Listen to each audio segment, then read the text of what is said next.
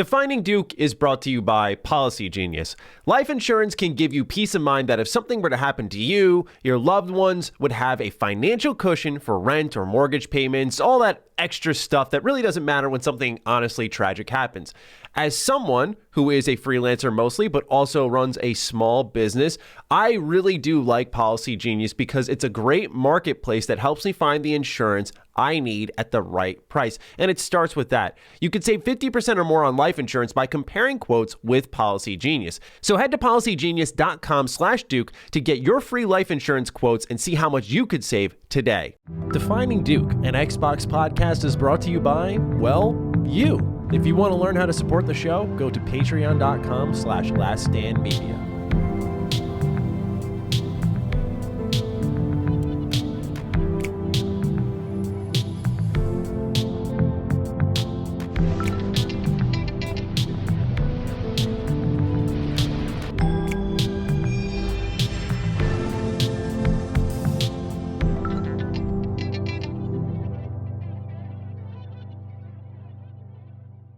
Salutations, everybody. It is Maddie here today, and welcome to episode 66 of Defining Duke, an Xbox podcast. Today, I'm joined by the Emperor, who's not initiating Order 66 himself, Lord Cognito. You're getting more creative every time.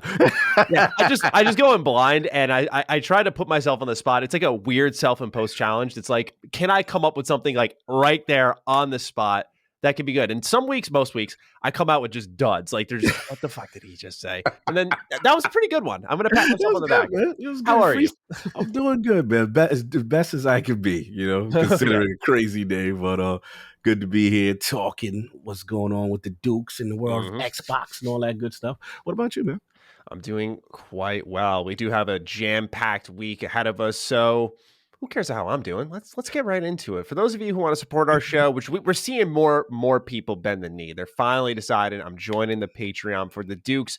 Early access every Thursday, patreon.com/laststandmedia. We have grown yet again, thanks to an interview by Colin we'll talk about in a little bit. So if you're new here, welcome. Thank you so much for giving our show a shot.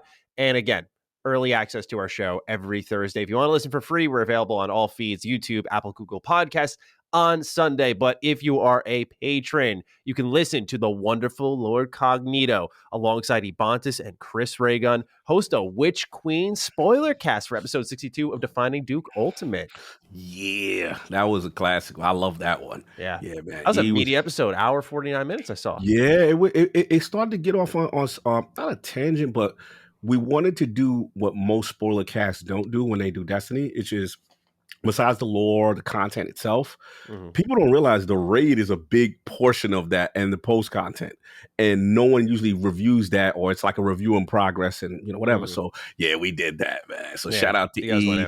Yeah, Bond did this thing. Chris was on fire, and we really broke this thing down. So if you're on the fence about Witch Queen, check that out. Go get that DDU. Right on. And you guys always have a non-spoiler version in the beginning, right? And then we move into the spoiler stuff. So if you haven't played it, you're curious, that's for you. Like I said, jam-packed week. We got a lot to go through, not only with your write-ins, but also just general news tidbits before we get into the bigger write-ups that I do. For starters, I thought this would be interesting because this will be a Game Pass Day 1 game, provided that the acquisition goes through. Diablo 4 will have 5 regions with over 150 dungeons. That'll be a 4-player co-op game, so keep an eye on that. It looks like it's going to be pretty content-rich. You excited for that one? Yeah, Diablo's my thing. That's my thing right there. I'm ready. We got a write-in about this one a couple of weeks ago, and now there's an update on it. Warhammer 40k Darktide gets a brand new trailer, revealing that it will be coming out September 13th, 2022. This is day 1 on Game Pass from the team behind Warhammer Vermintide, so this is another one that I got to say I'm really looking forward to, and you can start to see, with a delay we're going to talk about in a moment, Xbox's second half taking shape. Yeah, absolutely.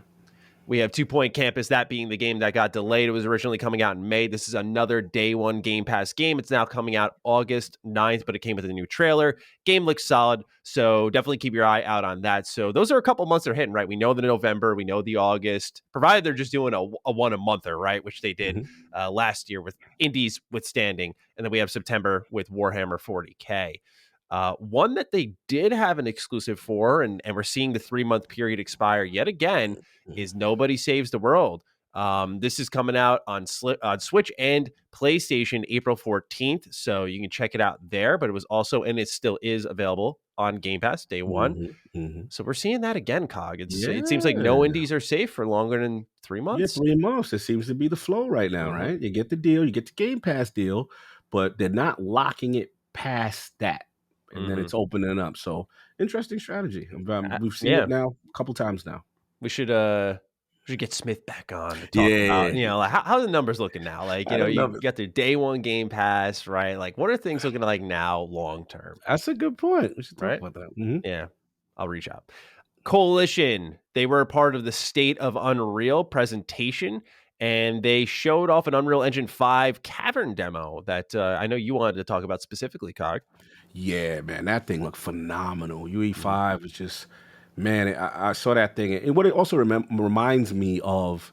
I know we always talk about the studios and who's mismanaged and all this Mhm. stuff, but we got to give Coalition their flowers, man. Yeah. Like they've been holding down Xbox Game Studios for a while, and when I saw this, it just reminded me of the graphical fidelity that they usually bring with most of their titles.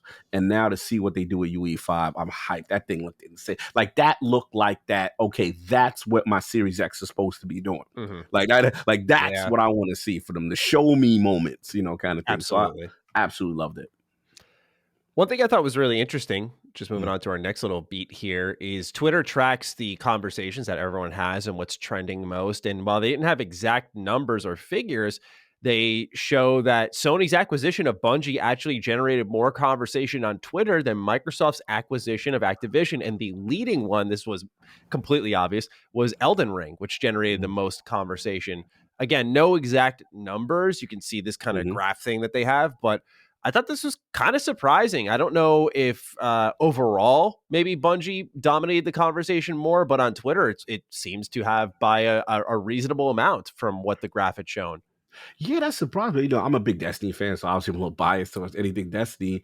But I am surprised that Hmm. the Sony news would kind of usurp the Activision news. But also goes to show you, I mean, again, PlayStation fandom, PlayStation, in the Yeah, zeitgeist, dominant. it's a monster. It's about whenever Sony does something, even if it's a small thing, it's massive Yeah. on social media. So I think that just goes to show you that coming from last generation, Hmm. still coming in, they still coming in with that lead, that title. So they're Absolutely. gonna have a lot of that interest. Yeah, I just thought that was really interesting. Perhaps more fascinating. And I definitely want to, I don't want to commit to it just because I feel like Colin might want to do this. And so Mhm, I'll check with him. But IGN's pay structure I thought was really fascinating. And I have some friends in the industry who have worked for a variety of outlets. And I have some thoughts mhm, on this. But for those who don't know, it was mhm, recently publicly, I've known about this for a while, publicly unveiled that they're given $20 a pop for basic news stories. They're saying $50 for slightly more involved stories, or their wording, such as using a fun community angle that's not sourced from another outlet. And then mhm. $300 and up for in depth multi source reporting, which, by the way, can take up to weeks. And I thought this was fascinating because again, it wasn't my job really to just blurt out the pay structure because it seemed to be what's working, but it rather seems like it was a standard that was widely accepted by many out there. And it's actually lower at other Oh, sites. wow. Yes. Like there are certain sites that pay $10 an article. And what happens is I pointed out this article on my Twitter account by Dexerto. It was called Is Lego Star Wars the Skywalker Saga on Xbox Game Pass? And you click on it, it's like, unfortunately, it's not. I'm like, what's the point of this article, right? That's what this process that's the type of content it brings to the table, right? This filler BS where people are just like, what thing can I write to get a quick buck? Which I don't blame them, by the Mhm, way. And you get less thoughtful content for it. And then you mhm, look at the in-depth multi-source reporting, which is a baseline of $300. Again, that can take up to weeks to get people to speak, to collect all of that. This is really disappointing to see. And again, it's a standard, and it's a standard that people have accepted. And I think the reason people are speaking up about it now is because a lot of people outside of journalism saw this number and was like, 20? Are you kidding me? Because again, we're talking about IGN, and for all the slack they get, or flack, sorry, not slack. mhm. No one's getting the slack right now. For all the flack that they get, this is a company that absolutely is the leading games outlet. Like they should 100% be paying more. And I would like to. I'm gonna talk to some friends. The episode for DDU I had in mind was getting some people who are in the industry involved in this conversation, seeing if Colin wanted to hop in. So we'll see if we can get that going. But Cog, do you have any thoughts on what's going on over at IGN? Yeah, it is very surprising when it brought to my attention. And then obviously when I heard about it, I assumed just entry level. But then when you look at it, it's like, oh yeah, provide your CV and your this and your that. And so it's like, oh, you gotta have experience before you can get this, kind of thing. So that was surprising. And yeah, it's a tough business, man. To be a writer and to get compensated. Obviously, I run a news site, so I understand. And for us, it's kind of been like the feeder system towards these guys in a way. But yeah, it's really disappointing. If you really want a career in this industry as a journalist and as a writer, it doesn't seem to be a lot of options, and the pay doesn't seem to be that great, that kind of thing. So it is something that is I paid close attention to it, and it's very surprising to me, especially how big this industry is. Like you would think it would be a little more lucrative. Yeah, right. We're not asking for hundreds of dollars per pop because again, some of these are just. We'll talk about it later, but like Max Payne remakes announced, here are the quick details that you saw in the investors release. Takes 20 minutes, 30 minutes. Yeah, like, but I think it doesn't have to be an arm and a leg, but $20 just for the leading outlet. I think of, I don't want to say too much because again, I got to make sure with this person, but like I think of Elden Ring guides and what some of these sites pay versus the amount of revenue. As someone who generates most of their income off of revenue via clicks, you can make a lot if you're getting a lot of clicks on something, and IGN absolutely gets hundreds of thousands on stuff, and they will pay shit. So I thought it was really disappointing to see. And the fact that they were comfortable enough to make it public shows how normal it was to them. Yeah. With that, we got some write-ins. So let's talk with Anthony Ragucci, who follows up with me saying, "What's up, Dukes?" At the end of last week's episode, Matty addressed a viewer question and mentioned he'd like to see a Forge mode in Gears. Well, Gears 5 already has one in a way. The escape game type features a mode that you can create your own maps and people can play. Hope you're having a Lancer chainsaw decides to jam when a Grenadier is running right at me kind of day. So I stand corrected. Thank you, Anthony. Salute to the correction. All right, next one. We got some really funny follow-ups here. So last week we heard about the fly on the windshield and what that really meant. And RK128 has a follow-up about what happened with this statement. We asked him, hey, please find out, contact us, we'll bring you back on. He says, hey, Dukes on the flies. I wanted to follow up on the fly on the windshield thing with my coworker insisting I correct his statement. Basically, he meant to say you're either the fly or the windshield, which is still pretty profound. He likely was commenting on how one handles life in general. My coworker is a character for sure. I got plenty of other fun stories for my job, but I'll share them some other time. Hopefully this clears things up, and have a great show, Dukes. You went, like it clicked for you. It did not click for me there at all. I kind of get it. Because what it is, it's like, it almost reminds me, what's that one? Like you're either the nail or the hammer. Oh, okay. It's like you either the person in the position of strength or the person not. And, I'm going to assume the windshield is the position of strength, you know what I'm saying, kind of thing. And the stable thing, it's still, I'm with you, Matty. Yeah. It is a very wonky analogy. It's not clear. Yeah. But the fly part is what gives it away. Because clearly a fly on a window, that's very insignificant. Like, get out of here. You know what I'm saying? Kind of thing. So that's how I look at it. But yeah, that piece of shot, man, it's real where RK at. There's a lot going on in there. I'm looking forward to learning more about RK's coworker. Yes. I imagine this is not the end of that person. Yeah, so it seems it's going to continue. Indeed. Speaking of continuations, Ghost Raid writes in, hello, D's in my ears. Last episode, I heard Maddie describe people who hit random on character creators and hop into the game as emitting dangerous energy. But I know a type of person that, in my humble opinion, may be even more concerning, and I need the Dukes to confirm the danger meter here. This one's it's wild, man. Prepare yourselves. If you're driving, focus on the road for a moment. I once had a friend who did not listen to music at all. He drove, cleaned, and lived in relative silence, which on its own I found strange but fine. However, one day I discovered that he would turn in-game music off whenever given the chance. This is for every game he could do it. Grand Theft Auto or Fallout, radio off, music volume down. Halo, he complained that you couldn't turn the music off, so he never played the campaign. Crazy Taxi or Pro Skater, TV muted. I don't know why he would do this. It always rubbed me the wrong way, and he seemed relatively normal besides that. His sister had Dance Dance Revolution, and I saw him trying to play it with the TV muted. Was I wrong for being afraid? Thank you for reading this lengthy post. Hope you have a Skyrim nude mods crash my PC kind of day. I'm just going to hop in right away. Ghost, distance yourself from this person as soon as humanly possible. This is a serial killer in the making, and this is a dangerous situation that you must get far away from. I'm telling you right now, this person, do not interact. Do not. Do you agree, Cog? I 100% agree. This is a very...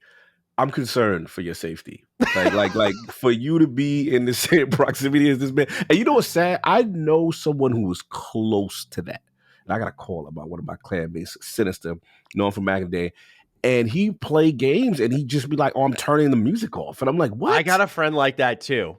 Every game music off. Bro, music is so important to the experience. Like music literally could set the tone, the mood, make you afraid, make you happy, make you hype. Like what? I don't get it either. I have a friend who like he'll start it up and he gets mad at every game. He's like, there we go, blasting in my fucking ears. And I'm like, just turn it down a little bit. He's like, no, it's going off. Like an angry dad. It's crazy. I can't. Yeah. I remember one time I found out and I was like, yo, when you played that stage, we got to stage 3 and you remember that beat? And he was like, oh no, I don't. I was like, what? Yeah, they're dangerous people. Dangerous. Yeah, absolutely. I respect a little input detox. Like sometimes when I'm driving somewhere, I will drive in kind of silence because I'm always playing games, talking, creating. Like I'm just putting in and giving out a lot where sometimes that silence is very healthy. But all the time, not a sound in your house. Does he watch TV? That's the other. I will say, Ghost Raid, if you can infiltrate the premises and learn a little bit more about what your friends do in television-wise, by that I mean like ask him. If you can learn more about that, I would like to have the answer just to know how dangerous this person truly is. And it will in turn inform you. I won't even have to answer for you. So Ghost, thank you for following up and stay safe. Yes. Now it's time to talk about what games we're playing, Cog. You got a pretty loaded list, as do I. Would you like to go first? I'm gonna go first. So first, game that I couldn't talk about, but now I can talk about because I knew which one it was right away. Yeah, so I was like, the DVO PC edition, man. Oh my, it's so good. They did it. They really did a fantastic job. I was worried about it in the virtual space because it's so cool. Like you pick up the pieces, you put them down. There's a lot of things to it, but I have to admit it translates well. Tested cross-play, seamless between VR and PC, game chat, no problem. One of my favorite dungeons is dungeons called the Roots of Evil. It's kind of like this very evil dark forest feel. You know what I'm saying? And as you go lower into the dungeons, the third dungeon is where the third level of the dungeon is where you fight the boss. But the cool thing before you get there is like whatever cards you had and whatever your health was, you're just surviving all the way through. So there's not like you don't get like a replenishment of health when you start the second stage of the dungeon. It's kind of thing. So it's this war of attrition, it's strategy, and it was like I said, me, Attic, the crew, and we were getting the and I'm gonna tell you right now, like the bosses are tough. They got strong mechanics. They do things to make you alter your play style, and depending on your character type that you take, whether it be the hunter, which is kind of like the bow and arrow kind of character, then you got the guardian, who's your typical tank, you know what I'm saying, and then you have the wizard who has like a lot of magical spells, and the bard was a support character. But I'm gonna tell you right now, it is the most fun. I'm so glad PC people are gonna get a chance to play it. So I've still been rocking that. Still been singing with Crusader King. Still been rocking, getting my little kingdom on. I've been liking it. And then obviously Destiny, of course. But what have you been playing? You got a unique list. I do. I am all over the place right now. So I just reviewed Lego Star Wars: The Skywalker Saga. That's out on my channel now. If anyone wants to check out the entire video there. The too long didn't read for that is I really, really liked it. As a huge Star Wars fan, I think a lot of people know, like, I love Knights of the Old Republic, but I don't think many people know how much broadly I just love Star Wars. Like, I'm reading the books, the comics, I forget that. All that stuff. Yeah, I'm obsessed with Star Wars. I collect a lot of their stuff. So I'm always If into we it. do a Star Wars DDU, I know who we gonna bring in. Yep. We'll bring my boy Travis in. He is hard, Oh, like he's I said, yep, hardcore. thinking you were talking about me.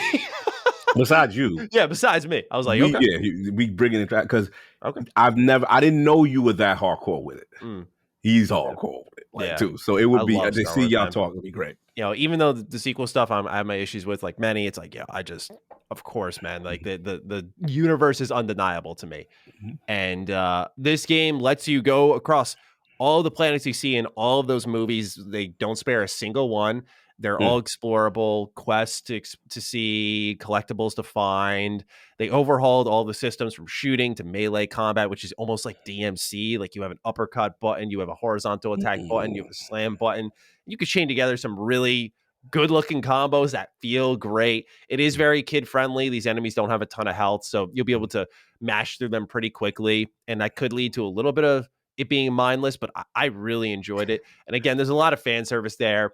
Mm. Plus, I think TT Games has the best animation in the business. Like, obviously, you look at something like Uncharted or The Last of Us, where I think that is on a AAA level, production value wise. Like, I think that is the best animation that our industry has to offer. But then I look at something like Skywalker Saga, where these characters really live and die on how emotive they are. Yeah. And they just nail it every time. They never, ever miss. Even in their worst Lego games, they never miss. So this was a really strong effort from them.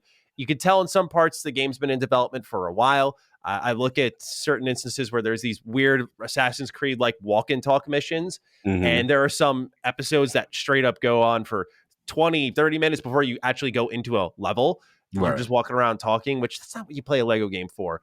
And I feel like this is where the mumble mode could have been great, but I found that very underwhelming. So overall, this is an excellent game. One of my favorites of the year.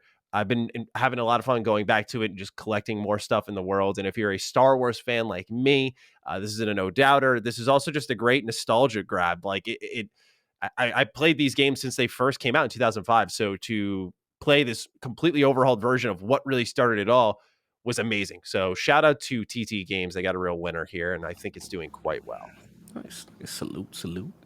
So now that that's done, I thought to myself, well, there's no more big reviews for the time being. I'm going to still do reviews, like re-reviews and the occasional game I missed. But overall, my demand to be there day and date is gone for the time being. And I felt lost for a moment, but then I found myself in League of Legends again.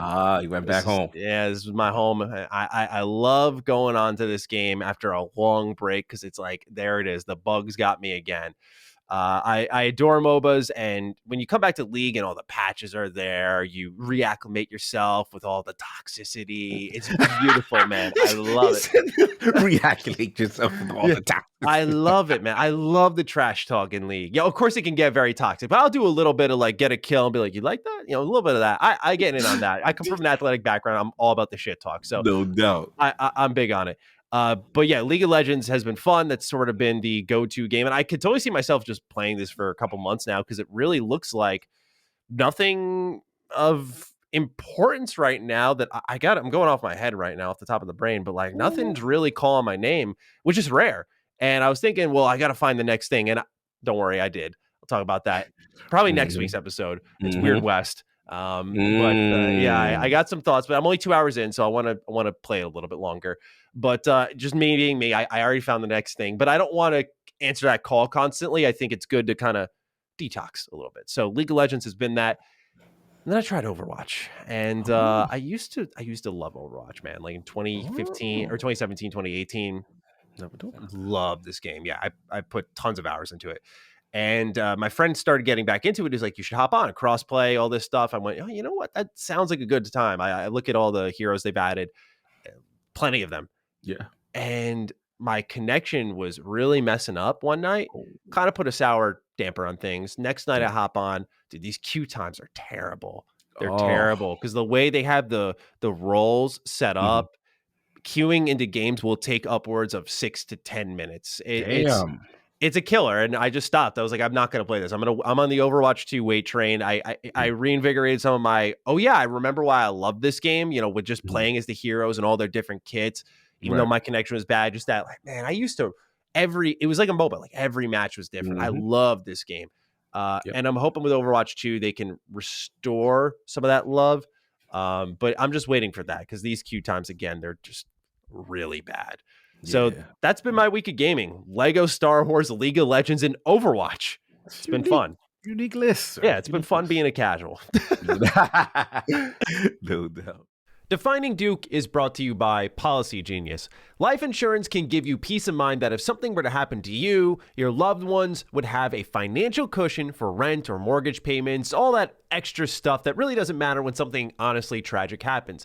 As someone who is a freelancer mostly, but also runs a small business, I really do like Policy Genius because it's a great marketplace that helps me find the insurance I need at the right price. And it starts with that. After clicking on the link in the description or heading to policygenius.com/Duke to answer a few questions, in mere minutes, you can compare personalized quotes from top companies to find your lowest price. You can save 50% or more on life insurance by comparing quotes with Policy Genius. The team of licensed experts at Policy Genius are on hand through the entire process to help you understand your options and make decisions with confidence, something I personally need. The Policy Genius team works for you and not the insurance companies, which is great to know because whether you're just starting to shop or have questions about your active policy, they're your independent advocates offering unbiased advice. So head to policygenius.com/Duke to get your free life insurance quotes and see how much you could save today.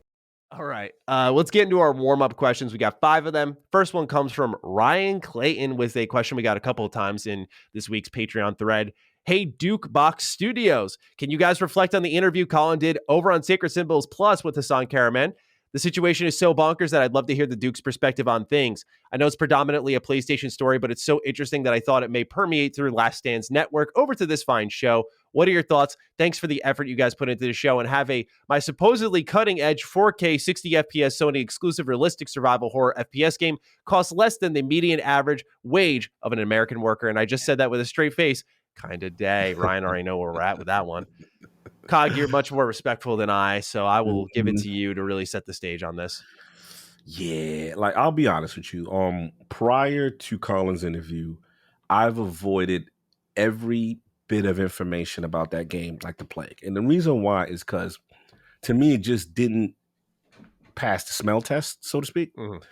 And I remember people going crazy. Oh, is this linked to Kojima? Is this? And people were really I was getting annoyed. I was like, until they show this thing, I'm tired of demos being pushed back and released. Like it was this thing, right? So I ain't gonna lie. Obviously, the whole team, shout out to Colin, do his masterful investigative journalism. And I'm like, all right, I'm gonna watch this. I'm gonna see what this is about. And I feel I learned, not no disrespect to Colin, because Colin did his thing and Colin challenged him.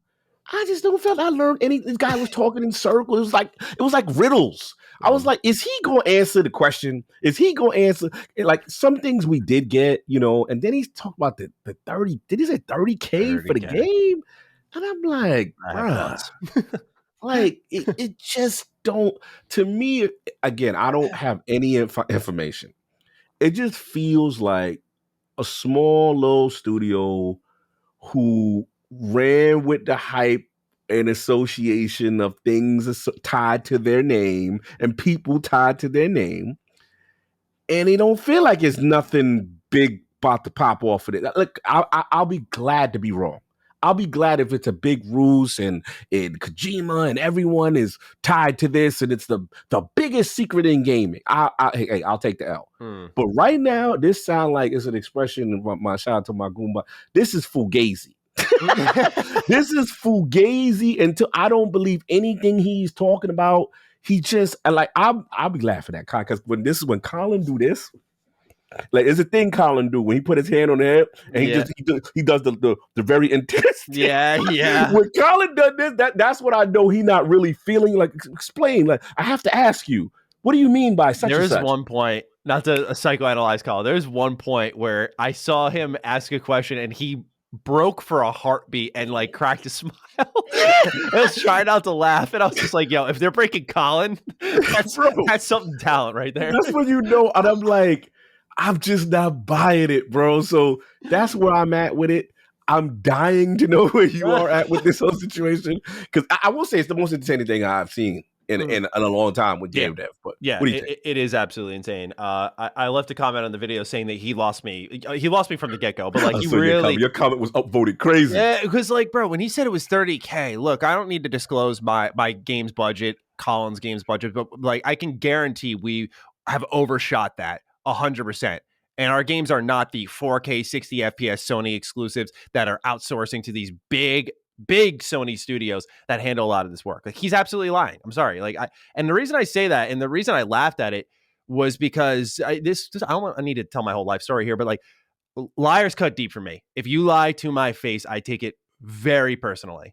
I am very largely detached from things. I don't respond emotionally to anything. But if you lie to me, I don't know. Just a switch flips. It's personal. I don't got to get into it, but I hate lying. And this guy, I just watched him for an hour straight lie his fucking ass off to Colin the whole way through. And I'm sure there's some truths in there. And I get it. He's not media trained. I don't think English would be his first language. I understand all that, but I don't think any of what he said boils down to that. I say this, like Colin can say it himself.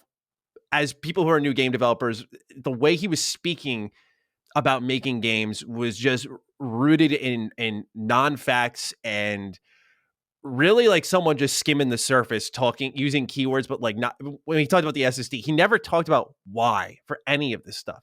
Why? He just said this is a thing, and he used pretty much stuff that PlayStation had said for years now to perpetuate why his game needed it, but never explained how.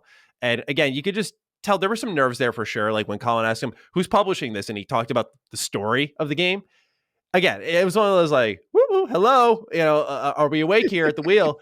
And again, he just kept lying to him, and it bothered me. I was just like, that's not cool. And he's trying to hold on. You could tell to the hype, to the attention, while getting something out. And to know that this is like a 2-hour experience.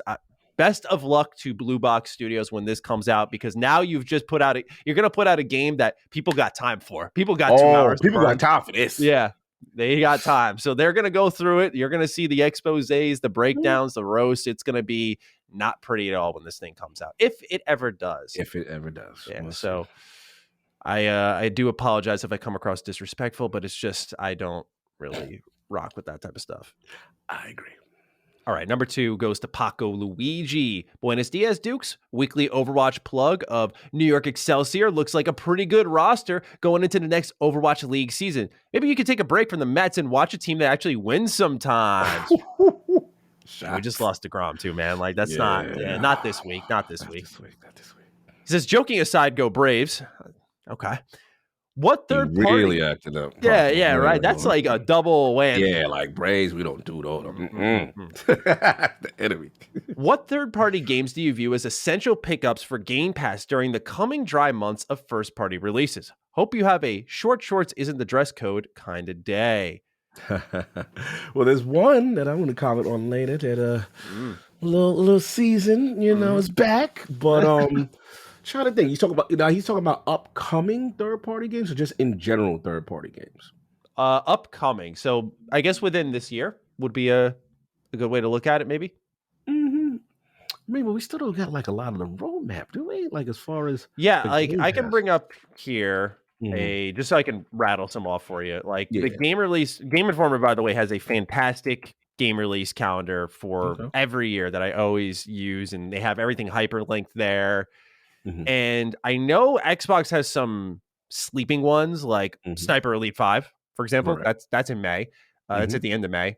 I can add that to the review list. I'll probably use that because I have played since V2. But when you really look at the rest of the year, there's a lot of Switch. Fire Emblem Warriors, Mario Strikers, Live Alive. As you get deeper into the year, there's things like Saints Row. But I'm going to throw one out there that I just saw. Soul Hackers 2. Yeah, Soul Hackers 2, day 1, August 26th. Mark it the fuck down now. I'm telling you, man. Get in there. Hey, if they want to go super weeby, PC Game Pass day 1, Legends of Heroes, Trails from Zero. Okay. Get on it. Get on my Trails fans, man. Win them over. Bring them to the light side. But otherwise, Cog, I'm with you. This year is looking very light in the second half. And especially in the middle.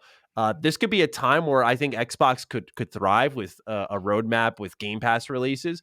But you have to have games to release in order to make that happen. And of course, more willing parties. So do you see anything on this game release list that calls out to you? Surprisingly, nothing crazy though. Like not like there's some cool indies and stuff like that. And the one that I'm already liked was early. That was the Trek to Yomi. But I'm not seeing like the well, I am biased here. All right. It would be cool if they could do Marvel Midnight Suns. Oh, yes. It would be cool. It would be cool. When did that game get delayed to again? I believe Dragon Ball: The Breakers. I'm going to throw out there. It just says to be announced. Yeah.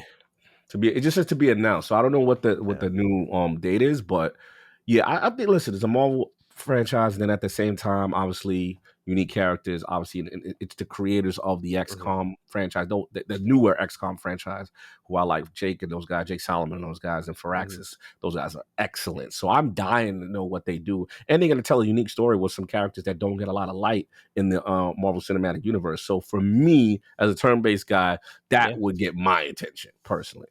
Absolutely. I'm just taking a quick scroll here. Of course, there's things we don't have a release date for, like Redfall, which we last said was getting delayed, but we'll see. Gotham Knights is out there too. Yes. Yeah, that's Oh, that's Gotham Knights, baby. That's the one. I like that one. That's the I one. like that one. I'm going to throw it out there, though. Okay. Yeah, what you got? Sonic Frontiers. Sega. Let's go. Make it happen. Come on Let's go. I'm with you. The Blue Hedgehog is making the rounds. People are liking the new movie. He's bigger than ever. Xbox, make a splash. Yes. Get that man. Get that Sega. Let's go. All right. Sega. That's our list, Paco. Let's move on to number 3 with Alan Gonski. Hello, Dukes. A recent debate with my friends has made me consider their sanity. So I feel it best to bring it to your attention. When purchasing peanut butter, do you ignore store brand peanut butter like the gutter trash it is and only buy name brands like Jif? Is it Gif or it's Jif, Skippy, or Peter Pan?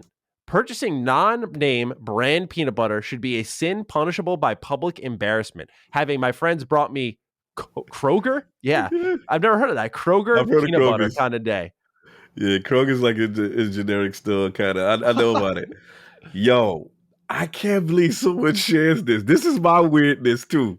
Alan, I'm with you. Like, I know it. All right, probably realistically, there's probably no difference, right? But mentally, it just feels like sacrilege to get like the off-brand basic. You know what I'm saying? Yeah, absolutely. Like, it just feels that way. That I even one time it was a friend of mine that had to check me, even though this wasn't food. This was like medicine. So how like you get like ibuprofen for a headache or whatever. So I'm like, nah, we gotta get the Tylenol. We gotta get the Advil. And he's like, bro, it's the same ingredient. He's like, I'm a pharmacist. I work in like it's the same. I was like, but I don't want the generic CVS Rite Aid. Yeah.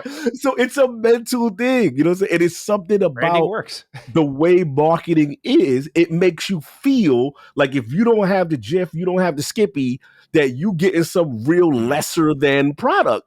Yeah. I'm bad like that. Yeah, especially food. Like, don't come to my house with the generic joint. Like, especially my mom used to do that with cereal. Try to come in here with some the off-brand. Nah, you know what I'm saying? That's a mistake. Yeah, you don't do that to a kid. There are certain ones you can get away with. I will answer Alan's question, but I do think there's like Bowl and Basket from ShopRite, right? They have a marinara sauce that as a pasta muncher, like they have a marinara sauce, $1.79. You look at it, you're like, what is this thing made of? You look, the ingredients are the same. I do an experiment. I buy a $7 Rogota pasta sauce, very fancy, right? And then I spend $1.79 on the Bowl and Basket cheapy sauce. Bowl and Basket was better. I don't know how else to put it, man. I get it, right? Like, yeah, a lot of people joke about great value, but there are sometimes they're winning. And they're saving you money. So just keep these things in mind. And I think the reason they can, maybe I'm wrong. Someone might know this. My theory is the way that they can price these things lower is because it's coming from their own store brand, so they can collect more revenue and then lower the price to undercut these bigger names that they're also putting on store shelves. And they get cuts from that too.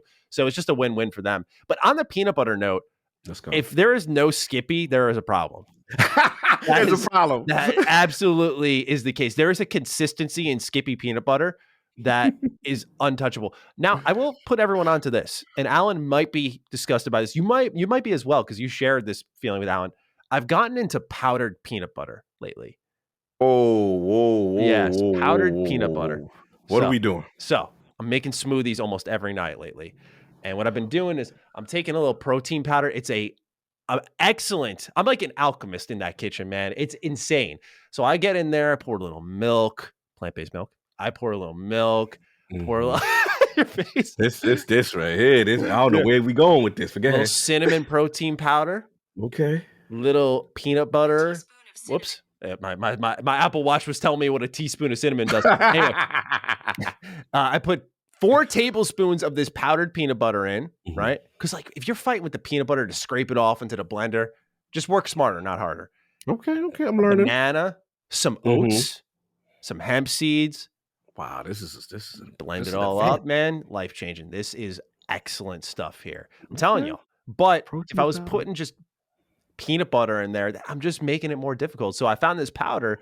It is less calorie dense, but that's why I ramp up 4 tablespoons, right? And it's pretty good. Cog, I think you'd love it. I really do. I've given it to my parents. They've been big on it. My girlfriend does intermittent. Yeah, peanut butter powder. Where you get this from? Where you? ShopRite, man. ShopRite is a home. Really? I'm a big ShopRite guy. Yeah. Okay. I've never even heard of this. That's news to me. My girlfriend is a foodie, so she just, her and her mom just like put me onto everything. I swear I'd still be very, very sheltered in my food mindset if it were not for them cracking me wide open. Salute. Yeah, try it.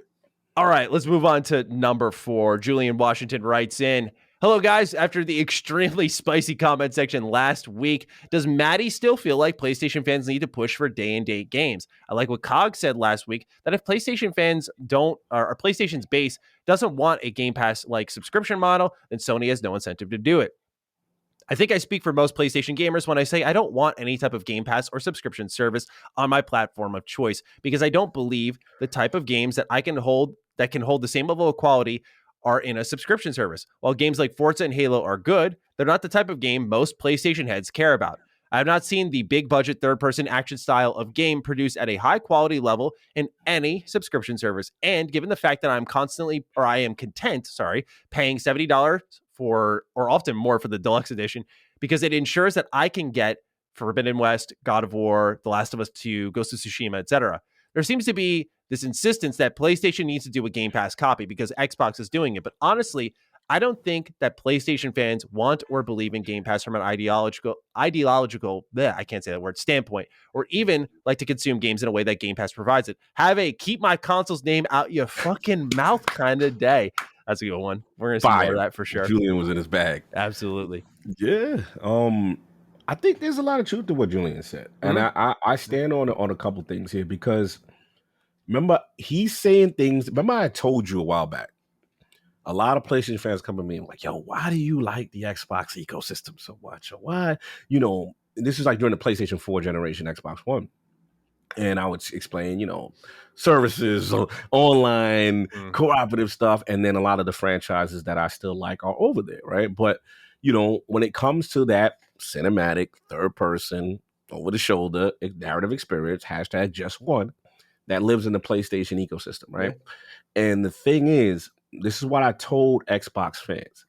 If you want to win over that PlayStation guy, you got to have those type of games. And it's not that they don't exist. It's just that, let's be honest, Xbox has more of a, in their defense, they have more of a diverse lineup, I feel, than PlayStation. PlayStation kind of tends to fall in those pockets, of those type of games. So again, it's what you value. If you value just those type of games, sometimes people look at a Game Pass like, that ain't for me, because I want just those type of games. That people love, some people just love to live in those type of worlds, in those games like that, all day, all the time. And that's why, to me, stuff like Hellblade's going to be important. You know what I'm saying? Again, the other thing I always mention, it's not just the cinematic narrative thing. It's the graphical fidelity. That's why I was so excited when I saw the Unreal 5. That's what PlayStation fans want to see from Xbox. Because let's be real, Xbox be talking, we're the most powerful, we're the most and people be like, you see Grounded for, I'm not saying no, that's I get what you're fair, saying, though. but it's not a fair comparison. Grounded is a small team and it's a good game. I'm not trying to disrespect Grounded, but when you see games like that, and again, outside of because people were like, yo, Halo looks amazing, but outside of the Halo, Gears, and Forza, PlayStation fans are like, yeah, we know about that. Give us something like how Hellblade is looking. And they want, remember I told you the rules to the game. I tell executives of Microsoft the rules to the game.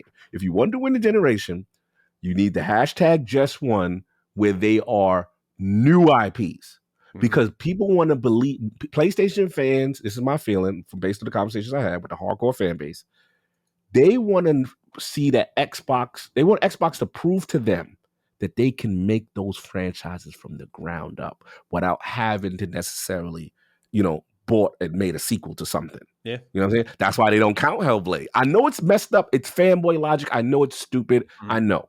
I'm just telling you what the thought process, when I'm in the streets talking to people, this is what they tell me. And I'm like, really? So that's what it is. And my last point to Julian's thing, I disagree with this. Okay, the Game Pass stuff doesn't have quality. That I don't agree with. You know what I'm saying? Because like I said, just because a game isn't for you, you can't discount it. I know people like, trying to discount Forza Horizon. Oh, it's Forza. No, it's still a quality game. Yeah. You know what I'm saying? Oh, it's Halo. It's still a quality game. So I'm not with that.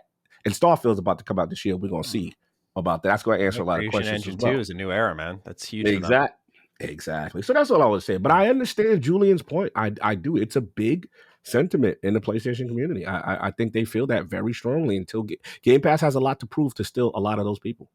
Yeah, absolutely. On the Unreal Engine 5 note, I brought up a photo. In Exile, Rare, Undead Labs, The Initiative, Double Fine, Ninja Theory, The Coalition, and Obsidian are all using games on the Unreal Engine 5. So we'll see more from them and have that prove it type of moment there, which I'm excited to see. Right, I'm like many Xbox fans where I'm kind of tired of the future. It's like I want it now, and of course it demands patience. But like, how long do people have to wait for? And so when the time comes, they're really gonna have to answer the bell. I'd actually talked to multiple people at Xbox, and they had even admitted, like, they're like, typically we're very quiet around this time of the year. Like, they almost want it to be that way, and so.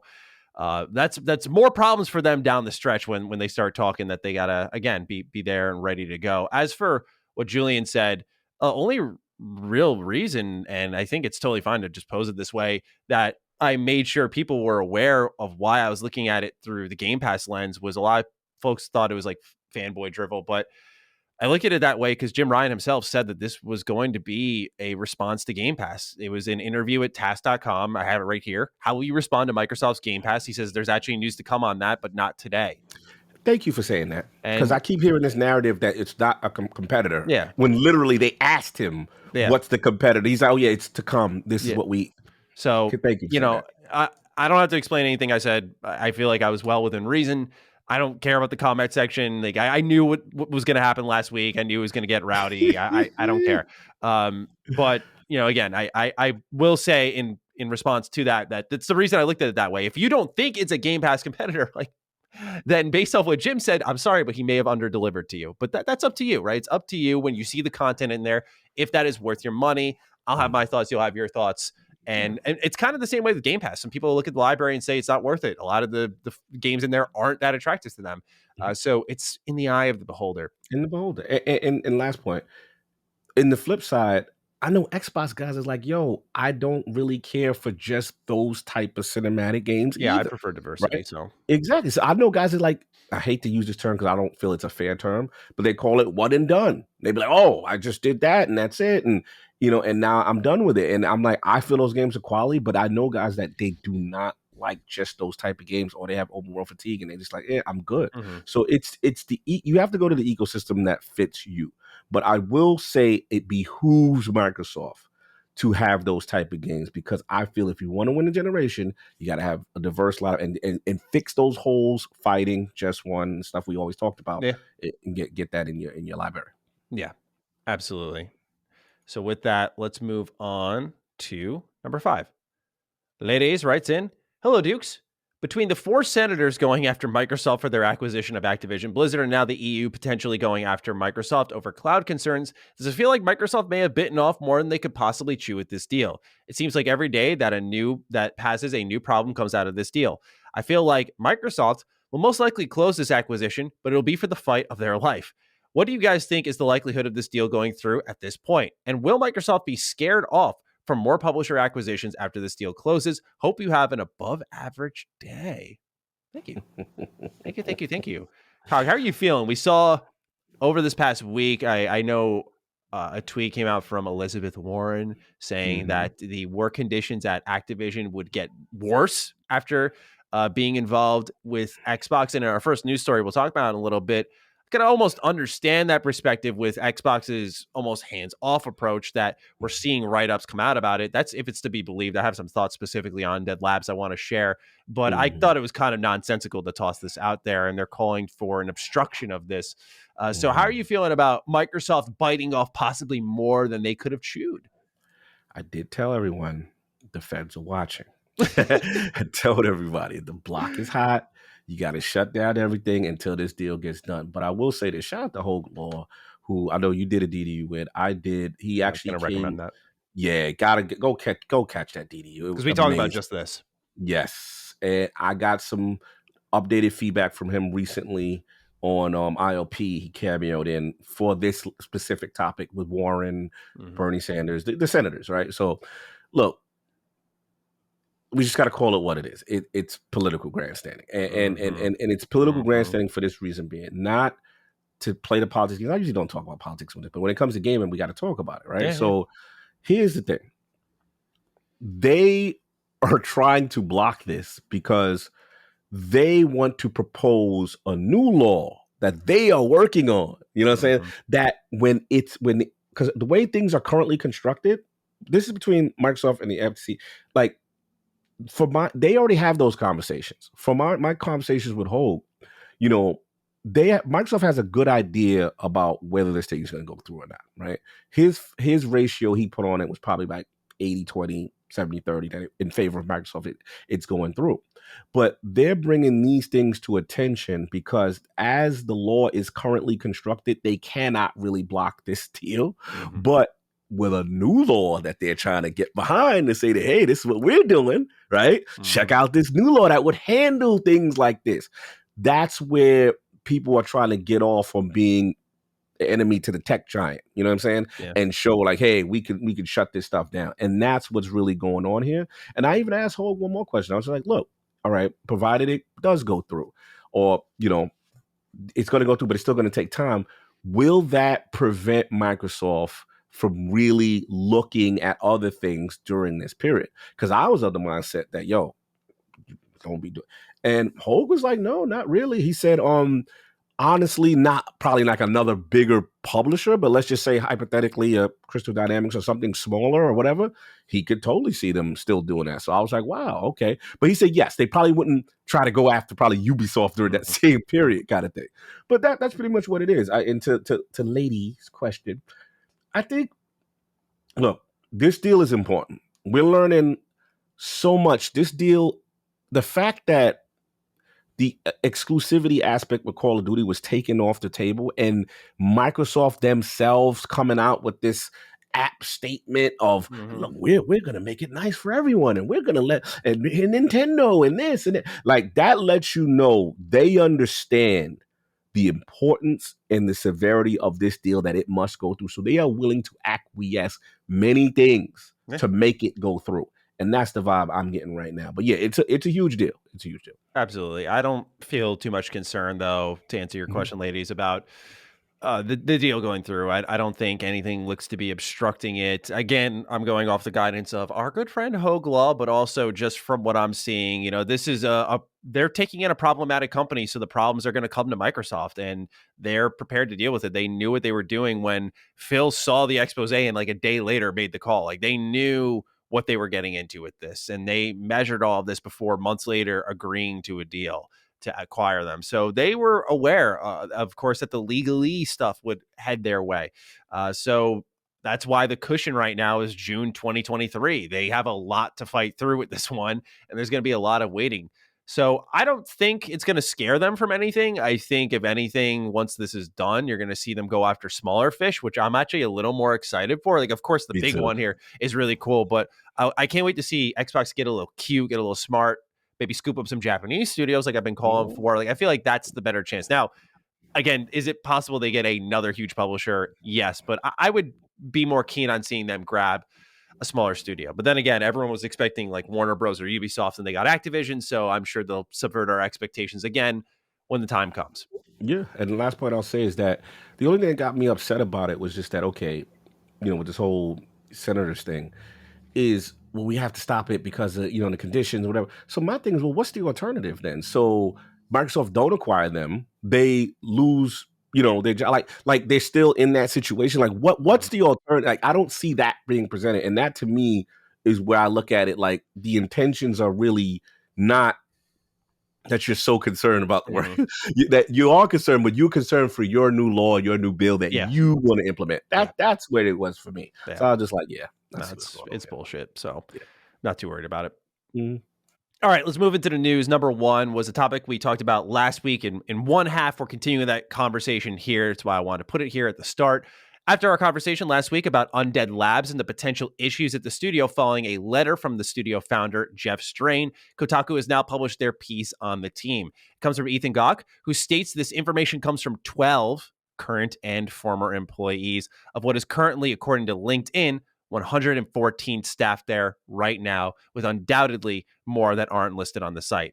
The write-up states that among these 12 anonymous interviewees, quote, many, end quote, felt, quote, very positive, end quote, about certain aspects of the studio that remained unspecified. A, quote, few, end quote, said there is room to improve, yet it is overall a good place to work. However, most consider the time since acquisition a period of crisis, echoing a similar sentiment shared from the initiative's recent expose, where the employees are surprised by Microsoft's hands-off approach. It is said that State of Decay 3 is still firmly stuck in pre-production, as the former indie, now AAA team has been mired by allegations of mismanagement, burnout, and misogyny. The development force was split into strike teams to prototype new features, but the links between said features came out weak. Every number of months, the teams would be shuffled up, reorganized, and placed into brand new teams, thus stripping consistency of any kind of vision. Matt Booty of Xbox Game Studios has this to say through Microsoft PR in response to the article. Quote, every studio at Xbox is given the culture or the resources and guidance they need to grow in both capability and culture. What that support looks like will vary by studio, but each has a direct connection with Microsoft's HR resources outside of what they have on their team, and the ability to work with other studios and partner teams to leverage their expertise. Additionally, all Microsoft employees, including our studio teams, are required to regularly complete our standards of business conduct training, which covers topics like harassment, supplier code of conduct, and more. Over the last few years, Undead Labs has seen a number of positive changes, and we are confident in the direction the team is taking with State of Decay 3, one of our most ambitious open world games in development. The piece from Kotaku continues stating that, quote, the culture of the studio up until recently was not hospitable for anybody that wasn't a white cishet man, end quote, but that it has, quote, improved in the last 6 months or so, end quote, by hiring diverse talent it didn't previously support up until recently. Kotaku also writes that according to 9 of the 12 sources that have been interviewed, a key point of friction was thanks to the treatment of women, non-binary, and marginalized people. Quote, women's opinions would be outright rejected even for extremely basic code of or games knowledge. No one would listen to them. Even women in director level positions were outright ignored, talked over, and blamed for problems. One former developer recalled men asking women to take notes during meetings, ignoring their expertise, and even making sexist remarks like, "You don't look as pretty as normal today, and I'm surprised a girl like you has this job," end quote. Since the departure of Jeff Strain, Philip Holt has filled the role as studio head. It is speculated among some of Kotaku's sources that Holt is guilty of nepotism by fast tracking the hiring of his friends in satellite studio locations, thus making Holt a more important figure in the larger company. When Kotaku submitted a list of questions to answer, Holt denied and instead submitted this singular response through Microsoft's PR. Quote, since our acquisition by Microsoft in 2018, Undead Labs has been focused on elevating the quality and ambition of State of Decay and increasing the diversity and inclusivity of our studio culture. Building an inclusive and supporting environment is central to our vision of our culture, how we enable our teams to do their best work, and how we build the best games. I recognize that some of our employees, current and former, have shared their experiences at the lab weren't always positive. Our past culture does not exemplify who we are now, nor who we want to become. We have seen a lot of change in the last few years. We have an entirely new leadership team, including new HR director and department in 2021, hired about 75 employees since the beginning of the pandemic, and have transformed the demographic makeup of our team. We've already seen that our ongoing cultural transformation is creating a better workplace for the team, which leads to better games for our community. I'm proud of the work that we have done, humbled by the task in front of us, and positioned to learn from this experience and committed to doing better every day. Just a little bit more here. We got a question from Alex Kilgore to set things up. Hey, Duke Boys, so the Kotaku article on Undead Labs finally came out after you all recorded DD, and it was a Kotaku way of articles. For me, the casual hardcore video game fan, I kind of don't give a shit about what's going on in a studio. Does that mean I want people to work in a toxic environment? Absolutely not. I want devs to go to work happy and leave work happy. But unfortunately, we live in the real world, and that's not always going to happen, and I understand that. But my real problem is with Kotaku and Jason Schreier's of the world who want to spin a negative narrative about certain companies to generate clicks. It's why I don't have a lot of respect for these people or companies. My question for you guys is, do you think the average fan of games, which would be the majority of gamers, really care about what's going on inside a studio? Do you think it's necessary to always report negative happenings within the industry, regardless of how big or small it is? Or is the video game industry just turning into an oversized pillow and becoming very, quote, soft, end quote? I understand with someone like Robert and Activision Blizzard, it should be reported because it is really messed up and a horrible thing that was going on in that company. Sorry for the long post, but I hope you guys are doing well. Remember to drink water and have an awesome day. P.S. I hope this doesn't come across as me literally not caring about the well-being of devs or anyone else in the industry. That is not my intention. All right, Cog, let me dish it to you. There's a lot there. What are you feeling about the Kotaku write-up, the culture of the studio, what Alex had to say here? Have at it. Man, there's a lot. There's a lot because obviously we talked about it, and then we got the after effect of the full article, and we saw some comments about the sexist stuff, the women being ignored stuff, and obviously some people were coming down hard, on Philip Holt. So this is where I'm at with it. I'm torn because there's one part of me that says I don't mind when these stories come out. And the reason why the part of me that doesn't mind is because we have to be real too, in the sense that with video game development, there is a culture of you kind of put your head down and you just got to go, right? You just got to go. And it's just long hours, long nights, this, that, and the third. And it's an industry that it's not like any other industry in a sense where there's many options to go, or you have to move and uproot your life. So if you uproot your life and you're in a situation where everyone's got their head down, and let's just say you feel you're getting treated unfairly, or you feel your work's not valued, you feel they're being disrespectful, and then it's like, damn, I done moved my family out here, I done did this, I done that. This gotta work. You know what I'm saying? This has to. I know people like that. Like, yo, this job has to work. So you subject yourself to maybe things that you ain't willing.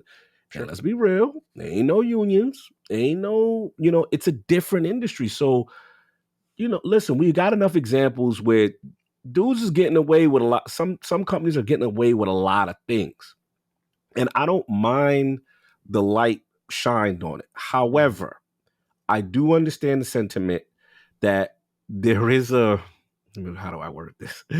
There is a sensationalism sometimes to having these type of reports on a docket, right? And saying, hey, I talked to, such and such, or 3 or 4 workers, and they said, yada, yada, yada, right? And they're very unhappy.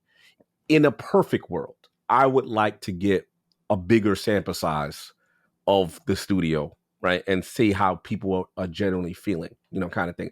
And I don't know what's the right or wrong answer. I'm gonna be honest with you, man. I don't know what the right or wrong answer is here. I'm not gonna sit here and say definitively that everyone is clickbaiting. I'm not gonna sit here and act like, but at the same time, now I'm not gonna sit here and act like studios, everything's all good, y'all. And it's just dudes just trying to get a click. I don't know. I'm literally in the middle because I do feel that there's a component of people that suffer in silence and just gonna be like, yo, I'm gonna put my head down and I'm not trying to lose this bag. So that's where I'm at. And here's the other thing. The reason why I think I lean towards liking it a little bit is because I feel sometimes you do need a light on something for it to actually have some action taken. That's where I'm at. But I'm curious. I think you're on the opposite side of this.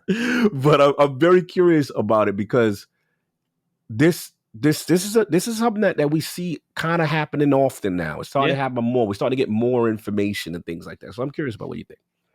Yeah, it definitely is happening frequently for Xbox related studios, and that's something worth monitoring as this story develops, because I think it goes beyond Undead Labs here, because we've talked about the initiative just a week or two ago, and now we're talking about Undead Labs, and without a shadow of a doubt, I imagine there will be journalists who are going to go, well, what's going on at Obsidian? What's going on over at Turn 10? Like, what's happening with all these teams? Let's look into them. So it's definitely something that in my mind is developing as a larger story for the status of Xbox Game Studios. And it's something I do want to make sure I am smart with how I speak on it, because you get too definitive early on, it limits the conversation later. So what I will say is I don't want to call this Kotaku story a nothing burger, because I do believe that people's voices should always be heard. But at the same time, I can't sit here and say with complete conviction in my heart that it is responsible to report broadly the experience of a studio based off 12 people when probably 150 people work at that team, not including satellites, locations. I just think, to me, there's some irresponsibility there, especially when you top off your article before getting into any of the nitty gritty with saying that most people think it's a great place to work at. A lot of people have said that this is a place that has gotten better over the last, not just like month or two, half a year. It's a studio in transition. To me, I say this as a content creator, I know the dark temptations that come with it. Everyone is subject to them. It's about how you resist them. It's like, I got this right here. Like, how do you frame it? How do you pose it? Do you go forward with it? This is a big story to give up. And in journalism, a highly competitive field, you give it up, it's someone else's, right? And that's a fact. I do think that was the call here. Do I give this up to someone else? And he decided to move forward and publish it. I wouldn't have, personally. And that's what is the difference between us, maybe. I don't think this was really a fair, if you will, picture of what the studio's currently like. It sounds like what it once was and is improving.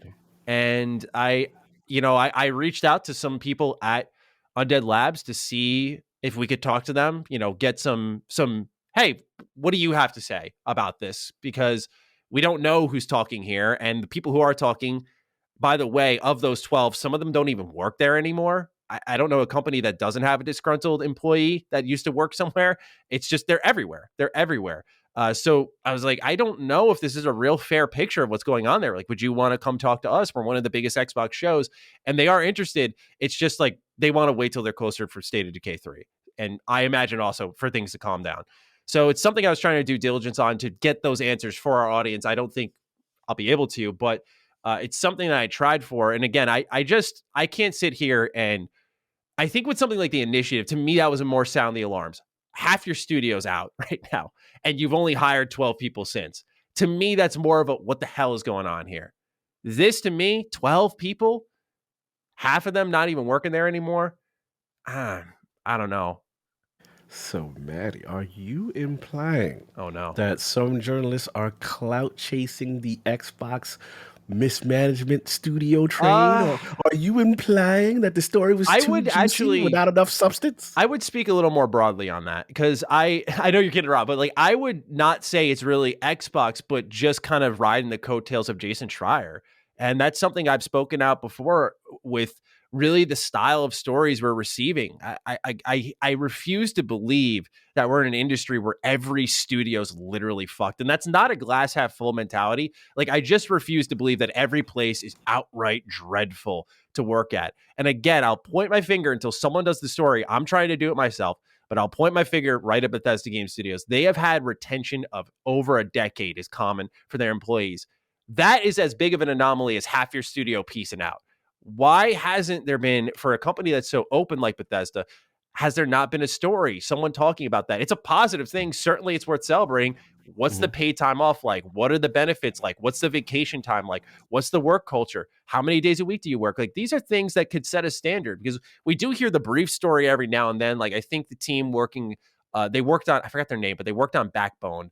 They did 4-day work weeks, and we saw Eidos Montreal's like, Oh, we're doing yeah, 4-day yeah. work weeks. We're seeing a lot of companies move towards 4-day work weeks. And I'm in the middle on that. I'm like, what I got to see it shake out. Like, what's the production going to be like? Are you going to have more efficient workers? Are games going to take longer? Are they become more expensive because you're working on them for longer? These are questions that we'll have to wait to see to be answered. But there are people focused companies. And I think that they need to have their stories told as much as the ones that are, in this case, in transition and the ones that are really struggling. I think there is responsible journalism in a sense being done, but I think it's irresponsible to tell only one type of story. I really do. So, yeah, I don't think Alex, you know, I think we should care about one another. You don't have to deeply care about someone. You don't have to, when you read this story about Undead Labs, go, my day is shot, man. Like, you don't have to be like that. I think it's important to care, but at the same time, I understand why some people go, well, tough shit. I work in this field over here. I'm a cop. I work at a hospital. I see crazy shit. I'm stressed out all the time. Like, I get it. It's like when you look at that versus video game development, both very tough tasks, but some people will go like, I wish I made games. I wish that my problem was that like my boss was a little derogatory. I don't know, man. I'm not trying to downsize these issues, and certainly I'm excited to hear your response to it all. But I just do think that I'm speaking more on the journalist side of things and offering the perspective that I think we need to do more on the storytelling and not always jam in what I feel in this case was a story that maybe had some time left to be told. Give it a little more time. But No, what do that's you think? fair. You look like you're No, ready to pop off. no, that's fair. I understand where you're at with the journalistic aspect of this. I do understand your sentiment. I don't think you're out of pocket for any of that. The only thing I struggle, I'll be honest, the thing I struggle is when people do the comparison job to job. And I struggle because it's like, bro, like this, you can't compare. The games industry is so volatile. There's a reason why I never would have thought I would be working in the industry, to be honest. Like never. Because I looked at it and just think about it. Like THQ, and I could name a whole bunch, Midway. I could name that just don't exist that were powerhouses at one point. Yeah. Powerhouses. Yeah. These things you think they would be here forever, right? It's just such a volatile industry, and to me, it's like then again, it's not like the police got a union. Police they go hard. Fire department they go hard. Like even Very UPS fair or whatever. points. Like Yeah. that's where I'm saying like so like I struggle when I see comments when people like yo I had a tough day at my work and it was a tough period and not all I had to do was buckle down and and then it was over. Yes, we all have those periods of quote unquote crunch when we know it's an unwritten rule. It's a busy period coming down, even in retail. Let's simplify it. Holiday season, Christmas time, retail, right? Yeah. Oh man, it's gonna be crazy. You know what I'm saying? But there's an expectation, and then there's a drop off, right? But then to me in the games industry, bro, like it is nonstop sometimes. Yeah. And then it's like, oh, we gotta get the E3 demo, and then we gotta have this, and then this person's like it's so much to it. And then, like I said, coupled with the fact if you're not in San Francisco, what is it, Washington, Canada got a couple of studios here. Like, it's not a lot of places you can go. It's not a lot, you know? So that's why I feel they are more susceptible to bad things, kind of thing. That's all. But I'm with you on the journalistic aspect. I think that, you know, you said a point that is kind of true, I gotta admit, which is, you know, if someone don't put something out first, you know, that the next person will put it out ahead of you. So you kind of gotta, there is a part of that, you know, with journalistic reporting. And then I do agree with you with getting full scope, to getting, if possible, you really should try to get a full scope of what's going on, just not the two to three, you know, not the, you know, the small group of, you know, 12. Try to get more feedback, to get a more complete picture of what you, if possible. But the other things too, people, let's be honest, some people don't want to rat, some people don't want to sleep. Yeah, that's also very true. That's also very true. I get it though. This is a great discussion. I really do. I don't think there's any right or wrong answer, but I do. I don't want to make it seem like I was coming at you, because I do understand your sentiment, a lot of what you're saying. Yeah. Even look, for the record, if you do ever disagree with me strongly, I do encourage it. I don't want you to feel like you can't. That's rare. Yeah, it's rare. We do have once in a while, but but this one, this is just great discussion, I feel. Yeah. I will be interested again to see how the broader, I imagine, Xbox story develops. I'm sure they're a bit more on watch now after the initiative and Undead Labs, where they know people are sniffing around. It's time to start making sure things are clean in-house. And that's why I like it, because part of me now, they're on notice. Yeah, people running around talking. It may not, let's say it's not true, right? But now they're on notice, like, oh, they think there's a problem here. Oh, we got to show them. Put out the games. The games got to be fire. The games are fire. All this talk go out the window. Yeah, it's interesting, man. So we'll see for sure what happens. But I definitely wanted to follow up on our conversation right away on what's going on with Undead Labs. And maybe one day we will talk to them not only about State of Decay 3, but what's going on in studio, and get the larger picture. And I will continue to follow up and see what I can do. But I imagine with the game stuck in pre-production, which does make sense, by the way, that it will be some time. So I would not expect anything. Let's move on to number 2. This one's much more positive. Max Payne is returning. Revealed in a full press release by Remedy Entertainment, the developer has announced that they are partnering with Rockstar to remake Max Payne 1 and Max Payne 2 Fall of Man for PC, Xbox Series consoles, and PlayStation 5. The press release states Remedy will handle the development while Rockstar focuses on the finances, quote, which will be in line with a typical Remedy AAA game production, end quote. They will use the same Northlight game engine that created Control and the upcoming Alan Wake 2. It's worth noting that Remedy has had a very full plate at this moment in time. They just shipped the absolutely atrocious Crossfire X single-player campaign and have moved their attention to Alan Wake 2. They also recently announced a partnership with Tencent, where they would make a co-op game that is currently codenamed Vanguard. Oh, and don't forget to add on Control's sequel, as well as a multiplayer spinoff.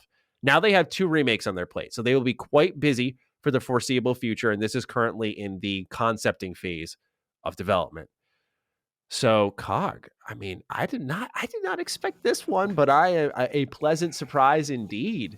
Yeah, this is huge. I was shocked by this. Then to see the names involved, I thought it was a fake account when you sent it to me, man. I was like, Max Payne 1 and 2 remade? Are you kidding me? What? Like, yeah, and I like when things are remade sometimes. You know what I mean? So it's like, yeah, like to see the Lords of Bullet Time come back, Max Payne. What? Like, classic franchise, man. Like, I would love to see what the take is going to be in this time period. Like, what changes would they make? I mean, Bullet Time was a thing. It was a thing, man. So it's like, I'm dying to know what this is about. And now next gen consoles with some fidelity, let's go. Yeah, I'm in. Let's see what's up. What about you? I think fans of Weird West will be delighted to see this, because it does have a bullet time mechanic that's amazing, or you can like press the B button, you'll dive in slow motion. Same exact thing. It's so epic. And I played it, and right away I blurred out. I'm like, oh my god, it's like bullet time. That's a mechanic that just fell to the wayside that needs to be explored more, right? I mean, I love that stuff, man. So I was thrilled to see this, because to me, like, right next to Bully, Max Payne is a much forgotten Rockstar series, and I think it's because the way they handled it, like they did 1, 2 right away, and then they went dormant for a while, and then they did randomly in the 360 PS3 generation, Max Payne 3, here it is, and gone it went. So Yeah. this is one that I'm really, really thrilled to see. And I think they picked the perfect developer. The original developer, Sam Lake's face was used for Max Payne, right? So I'm very pumped to see how they do this with full AAA production and take it up to the next level. Let's go. I'm hyped. Yeah, man. I cannot wait. And it's, I always think of the monologues from Max Payne. He's like, gotta go back to the night where the pain started. You know what I'm talking about? Like the dialogue in this game, if no one's played Max Payne, it's actually like he will say like the pull of the trigger was the exclamation point on a change moment in my life. And I was just like, it's just excellent writing. That exposition is crazy. Yeah, it's insane, but it's so good. And you can play the original games, I think, via back compat, but you can definitely play them. I know PlayStation sells the PS2 classic version of them. You can play it over there as well. They're so good. They're still really fun to play as well. And I remember when I was a kid, the Xbox game demo discs that would come in the mail. I remember one of them had Max Payne 1 and it had the subway station level. And I replayed that so much, man. Classic. So much. So I have a lot of love, especially for Max Payne 1. So I'm pumped for this one. How do you feel, though? We're talking about the developer that put out the Crossfire X campaign, but also with everything on their plates, what are you feeling timeline-wise? Right now, they're not putting anything out there, but I just feel like this is such a huge full plate for a studio of their size, even if they are a AAA developer. There's a lot to balance. Still feel like it. I mean, it's a remake, but I still feel like it's going to be a little while because they got a lot of stuff going on. Yeah. I'm going to say 2025. I don't know. 2024? Being generous? Yeah. No, it's got to be a ways off because Alan Wake 2 was just revealed fully at the Game Awards 4 months ago. Like think about it, all these announcements have really come in the last half a year, maybe. It's insane. Yeah. And they're making partnerships because I think they were in trouble for some time, and now they're just everyone's a partnership, right? Rockstar, Epic, Tencent. Like they're not just making these games on their own; they're getting other people to finance them. So that's a good point. We got to see though, to your point, how the quality be with these partnerships, especially that Crossfire.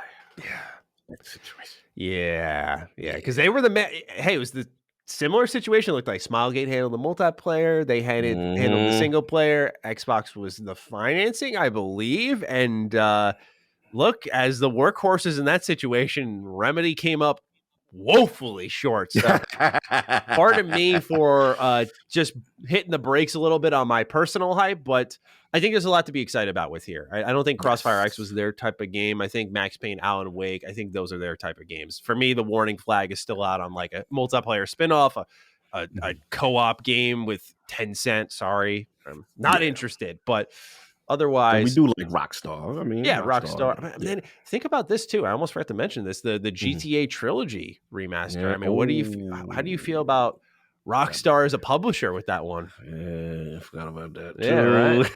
That's easy to forget. I don't blame you. Yeah, now you got me thinking. The eye got to be open now because these two not coming off the hottest situations with Crossfire, and that Grand Theft trilogy was no bueno on that port. That was no bueno. So I mean, this is a remake, so I'm hoping it is a little better than that. But yeah, we got to see. Yeah. We got to see because now I'm really got my eye open. Like, nah, I wasn't feeling that. Yeah, it's a dangerous one. So hype levels lower. Yes. Let's move on to number 3. This week, we saw tons of movement on the Game Pass front. For starters, a much-anticipated price hike appears to be impending. According to Brad Sams, Microsoft is looking to meld Xbox Live Gold into Xbox Game Pass permanently, which would lead to the baseline price of the service sitting at $15 a month. Quote, I've heard that Microsoft is contemplating figuring out how to raise the price of these services to include Gold so that $15 per month is the new baseline, meaning you get Game Pass and you also get Xbox Live Gold, and that's the only tier. This would not surprise me, or it would not surprise me if when Microsoft closes the acquisition of Activision, they actually raise the base floor price up of how much it's going to cost to get into their service. Gothic Hello Kitty writes in saying, hello hot cakes and ham. That's an interesting one.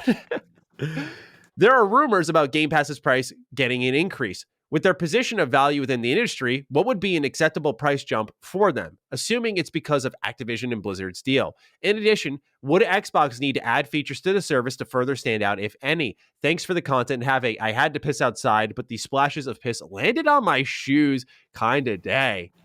Yo. Sparing no detail on that one. No detail. I can't talk. No. I did the vegan poops last week. That's fine.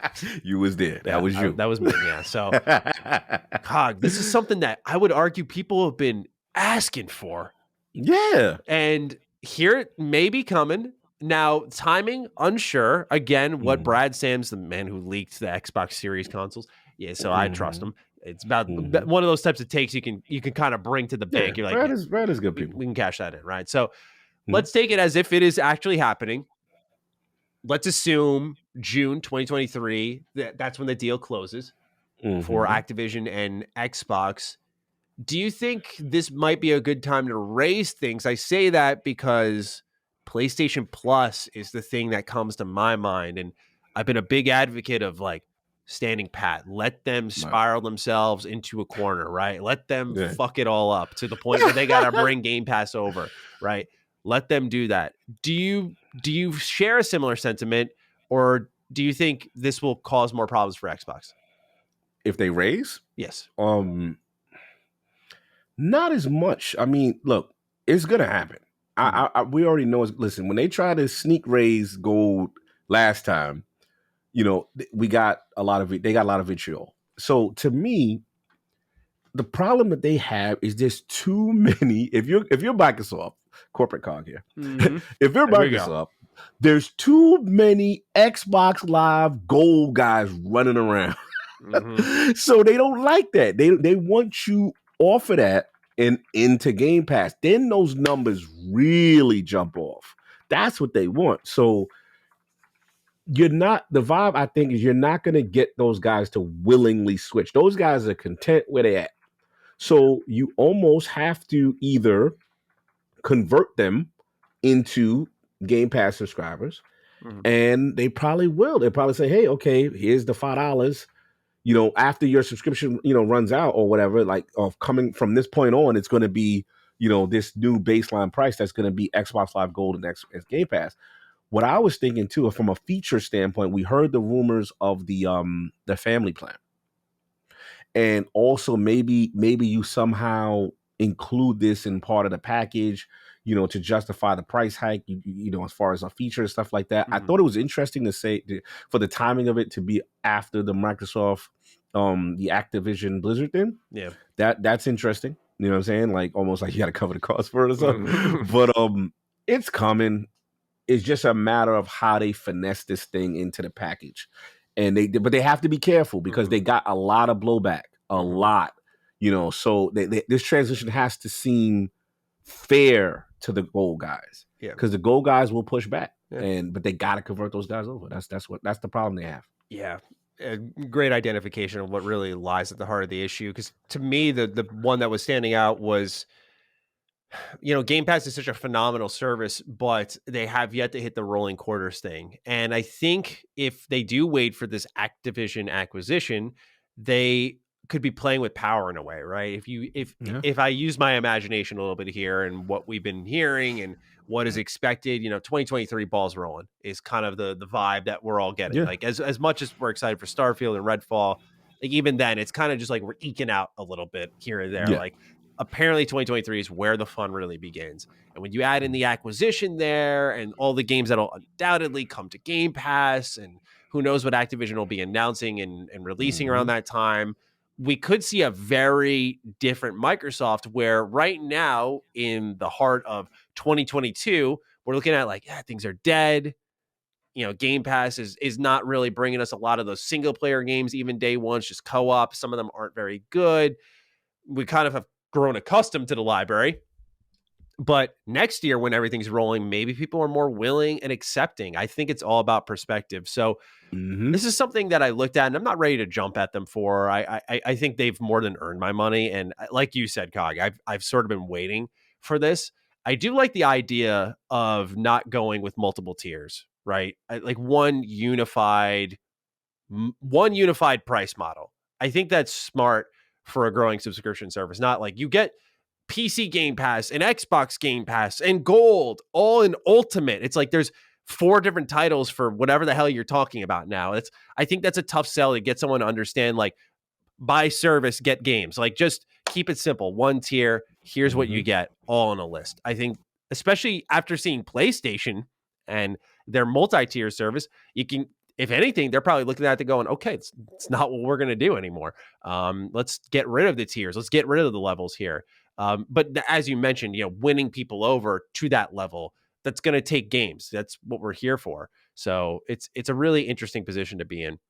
Yeah, I think last one I want to say is I just thought about with the Activision Blizzard timing, if they could leverage it. Because think about it, you could say, even though people are like, yo, Call of Duty's not exclusive, yeah, but if you're in Game Pass with that goal, we convert you over for that $5. And guess what? Call of Duty, the new Call of Duty game, right into and that's a mainstream thing. Yeah. That's how you get the gold, because the gold guy will keep his subscription so he can play multiplayer to Call of Duty. So you could leverage those typical those big franchises in that way. What you thinking? Call of Duty not apparently having a mainline game next year though. Oh, right? Isn't it just the Warzone 2, which will be free? So Warzone. Oh yeah, that's true. To be free. Yeah. But you still need. Oh, that's right. They got rid of the requirement for Go. They used to not. Remember, Xbox used to have to require Go. Yeah, you're right. You're right. So that might not be a part of the plans. Yeah. One thing I was also thinking of, and I think it's often not considered, especially by us, because we're like so deep in the thick of it, and we know our listeners are. But for the casual player who is happy with the price they're paying for Game Pass, right? And they're, dabbling here or there. Does a price hike push them out? What kind of audience are you attracting by consolidating it all to one tier, saying it's $15 a month? I'm charging you, in this case, like if you're a $10 subscriber, you're paying $5 a month more for something that you don't use, like me and you, like we're in there a lot, right?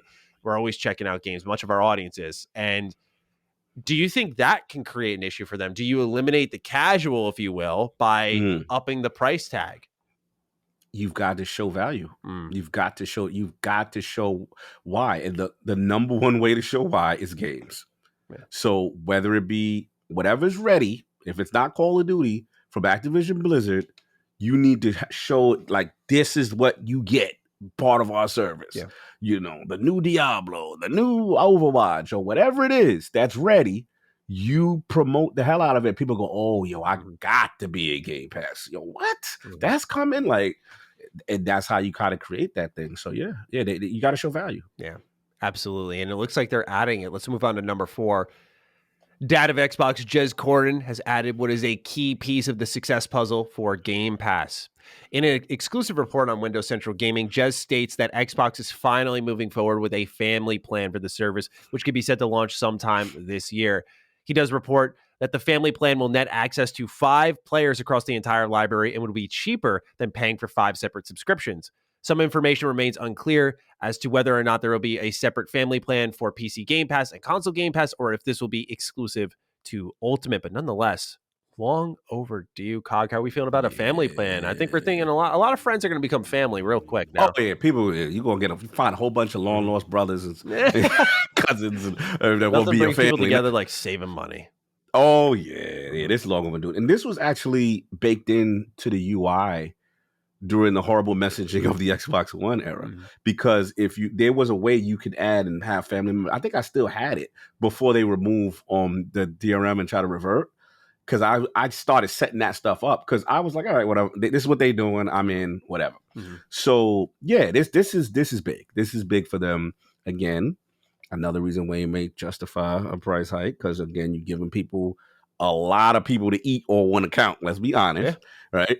So they're gonna have to get some money back for that, kind of thing. So yeah, like, this is long overdue. It's a good feature, and a lot of people don't even use digital library sharing. Some people still don't know how to do it. So this is something that has to happen. It's cool to see that they're still going on with that initiative. So shout out to Jez for breaking that one. Absolutely. And you think of every single subscription service that exists on like a smart TV, which I think is Game Pass's future, and you see the icons, the profiles of everyone who's logged in there. And I think that, yeah, of course, you need to have that where you could fire it up on a dongle, or you could just it comes baked into the TV as long as you have a controller and you log in. And just like Disney Plus, where it says like Matt, Laley, Dad, so on and so forth. It's like there's all of your Xbox gamer tags, and you just click Yeah. in, brings up the library. I could see it now, man. Like Mhm. I'm excited about this. I think it's really great that Yeah. they're doing this. So I think it's this is dope. also important for those who have kids, and it's like you don't got to pay two separate subscription services now. So Yeah. you're The good to key go. is gonna be the management. I want to know like what are gonna be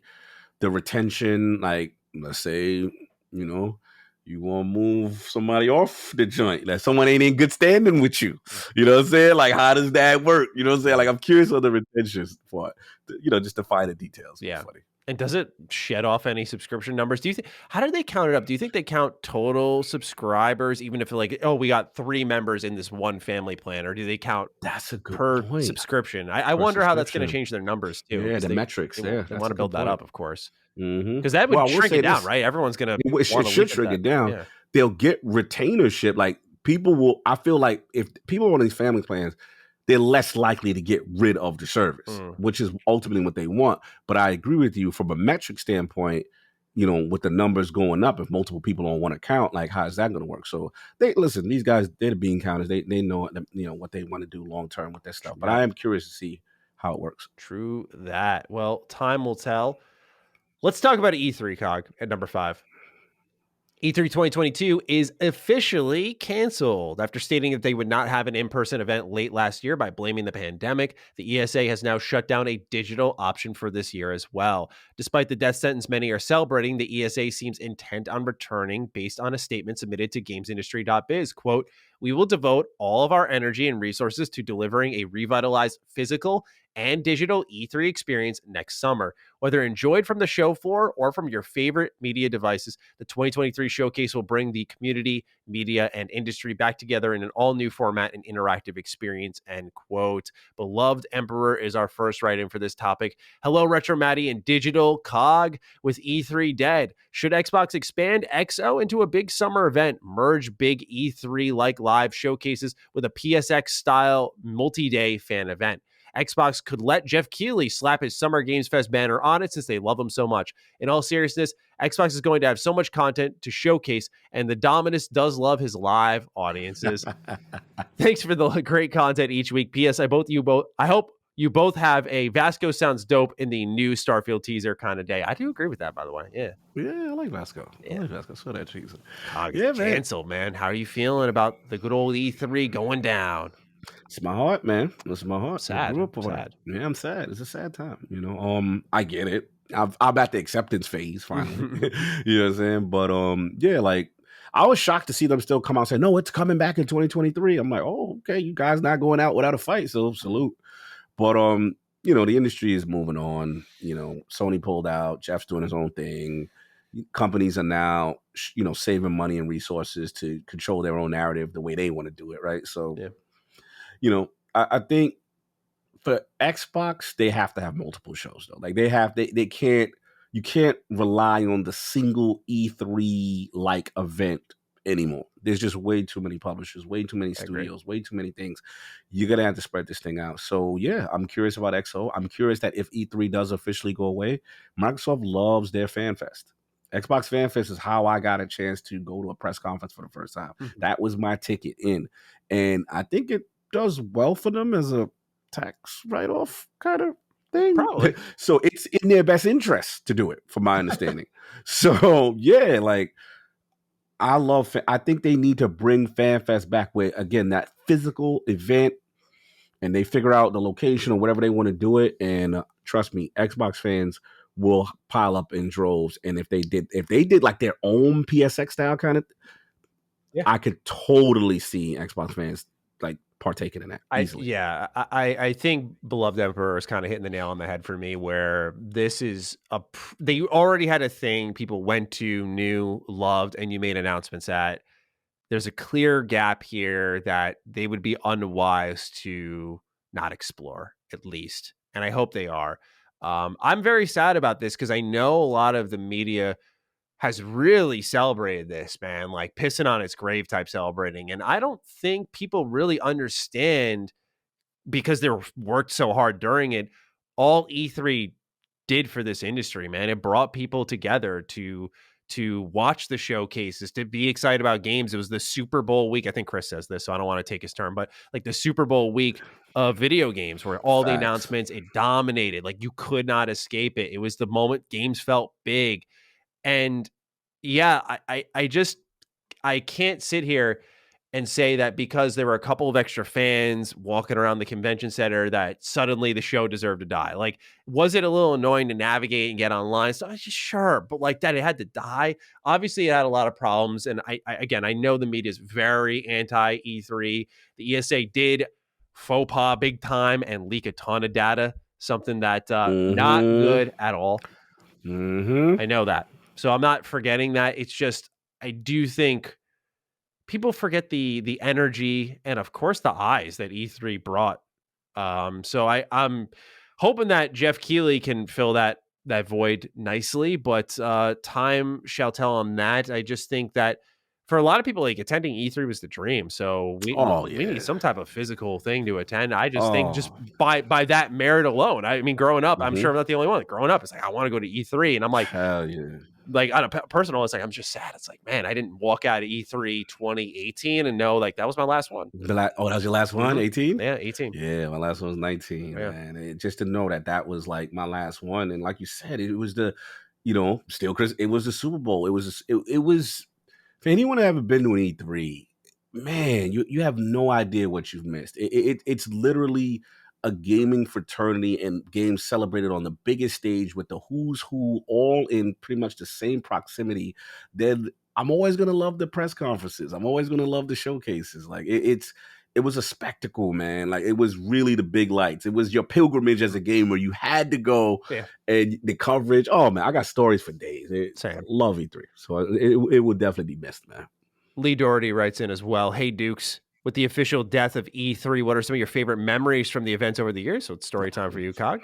And what does a post E3 video games industry look like? Will we see more publisher directs, or will Jeff Keighley take over the space with ads for Tencent? Thanks for the constant top tier content and have a perfectly nice spring day. DD forever. Thank you, Lee. And yeah, this is a great point, by the way. We got to remember that Jeff has put together some I like Jeff, but like he's put together some ass showcases. He's shown that he can just sometimes really throw the kitchen sink at it and go like, yeah, let's get the money, like big time here. So I'll talk about that in a moment. Cog, I want to know favorite E3 memories from the events that you've attended. What do you got for me, man? So many. I'm trying to narrow down to maybe two. So first one's got to be 2015, which was my first. So 2015, I'm like, I got to figure out a way to get there. I come from the era of E3. The only way you can find out about it was I would buy a tape at like your local GameStop equivalent, and they'd have the E3 like maybe 6 months later, and then you put in this VHS tape and you'd watch the conference, right? And I'll be like, oh man, this is so cool. All the games got announced. So anyway, my ticket was Xbox Fan Fest. I heard about it, found out people said if you sign up for it, you get a chance to go to the Microsoft press conference, which is all I cared about. I just wanted to be when people on stage say, hey, the new, whatever's announced. So I fly out, man, dolo, by myself, LA, in a mall, don't know anybody. And it's so funny because all the people now that I know and I met are like lifelong friends, even join me on lordsofgaming.net and stuff like that. But what happened is I remember literally, like, how kids stay out on these lines for Jordans? Like they had we literally at a mall that's outside that we stayed in there. We spend the night. We're on like concrete, sleeping on the floor to the next morning, just so that we can get this joint. And then the next morning, you see the caravan of execs. Here comes Aaron Greenberg. Here comes Phil. Here comes Turn 10's head. Here comes and they're like, yo, we're going to reward you guys, man. You guys are hardcore, you know what I'm saying, or whatever. And yeah, we'll never forget. And then at that point, I think they took us to the USC campus. They had us like this nice little breakfast, whatever. Phil comes out, and everybody here, not only are you going to see the press coverage, you're going to E3. Like, it's like, you got a new car. So everyone's like, yeah, let's go. That's what I'm talking about. So we hype. All right, cool. Then they put us in these little nice executive type buses, wheel us into the event. And I'm going to tell you right now, there is no feeling when you walk into the conference and the strobe lights and the logos and the stage and So you awesome. just, bro, you made it. You like, oh my God. Very validating. That's a good point. Yeah. Bro, like when you in there, they'd be like, the Microsoft press conference is about to start. Please be seated. You're like, oh my God. You're going crazy. You're like a little kid. Like, so I was just, and I still say, maybe I'm biased because I was there. 2015 was the loudest pop I have ever heard in a crowd because no one knew Bat Compat was happening. No one. That line of executives I was telling you about, there was one guy, I was like, who the hell is that? I didn't know who he was. He ended up being Bill Stillwell. But at the time, no one was talking to him. Everybody's like, hey, Aaron, Phil. And I was sorry, you're going to be rude to the guy. I was like, hey, how you doing? You know, I was like, you a Microsoft employee? He's like, yeah. And he's like, but he wouldn't tell me. He was very coy about what he did. So I was like, all right, whatever. But I was just being friendly. So anyway. I love that. Mike Ibarra comes out, they announce Bat Compat, they show Mass Effect 1 playing. Everybody's like, for free? What? Like, it was just mind-blowing. So we all crazy. So after the show, I see them. I'm like, you were responsible for the Bat Compat program. And he's like, yeah. And then me and him became cool. And it's a whole story. But it was such an event. And then I ended up being on like an Xbox dashboard. People were seeing me on their dashboard at E3. People have a picture of me on an Xbox dashboard. Like, Cog, you are on my dashboard right now. This is crazy. And then King, you are never going there by yourself. Next year, we all go. And then that's how IOP started. We go every year. And it was just so nice. It started a snowball of events.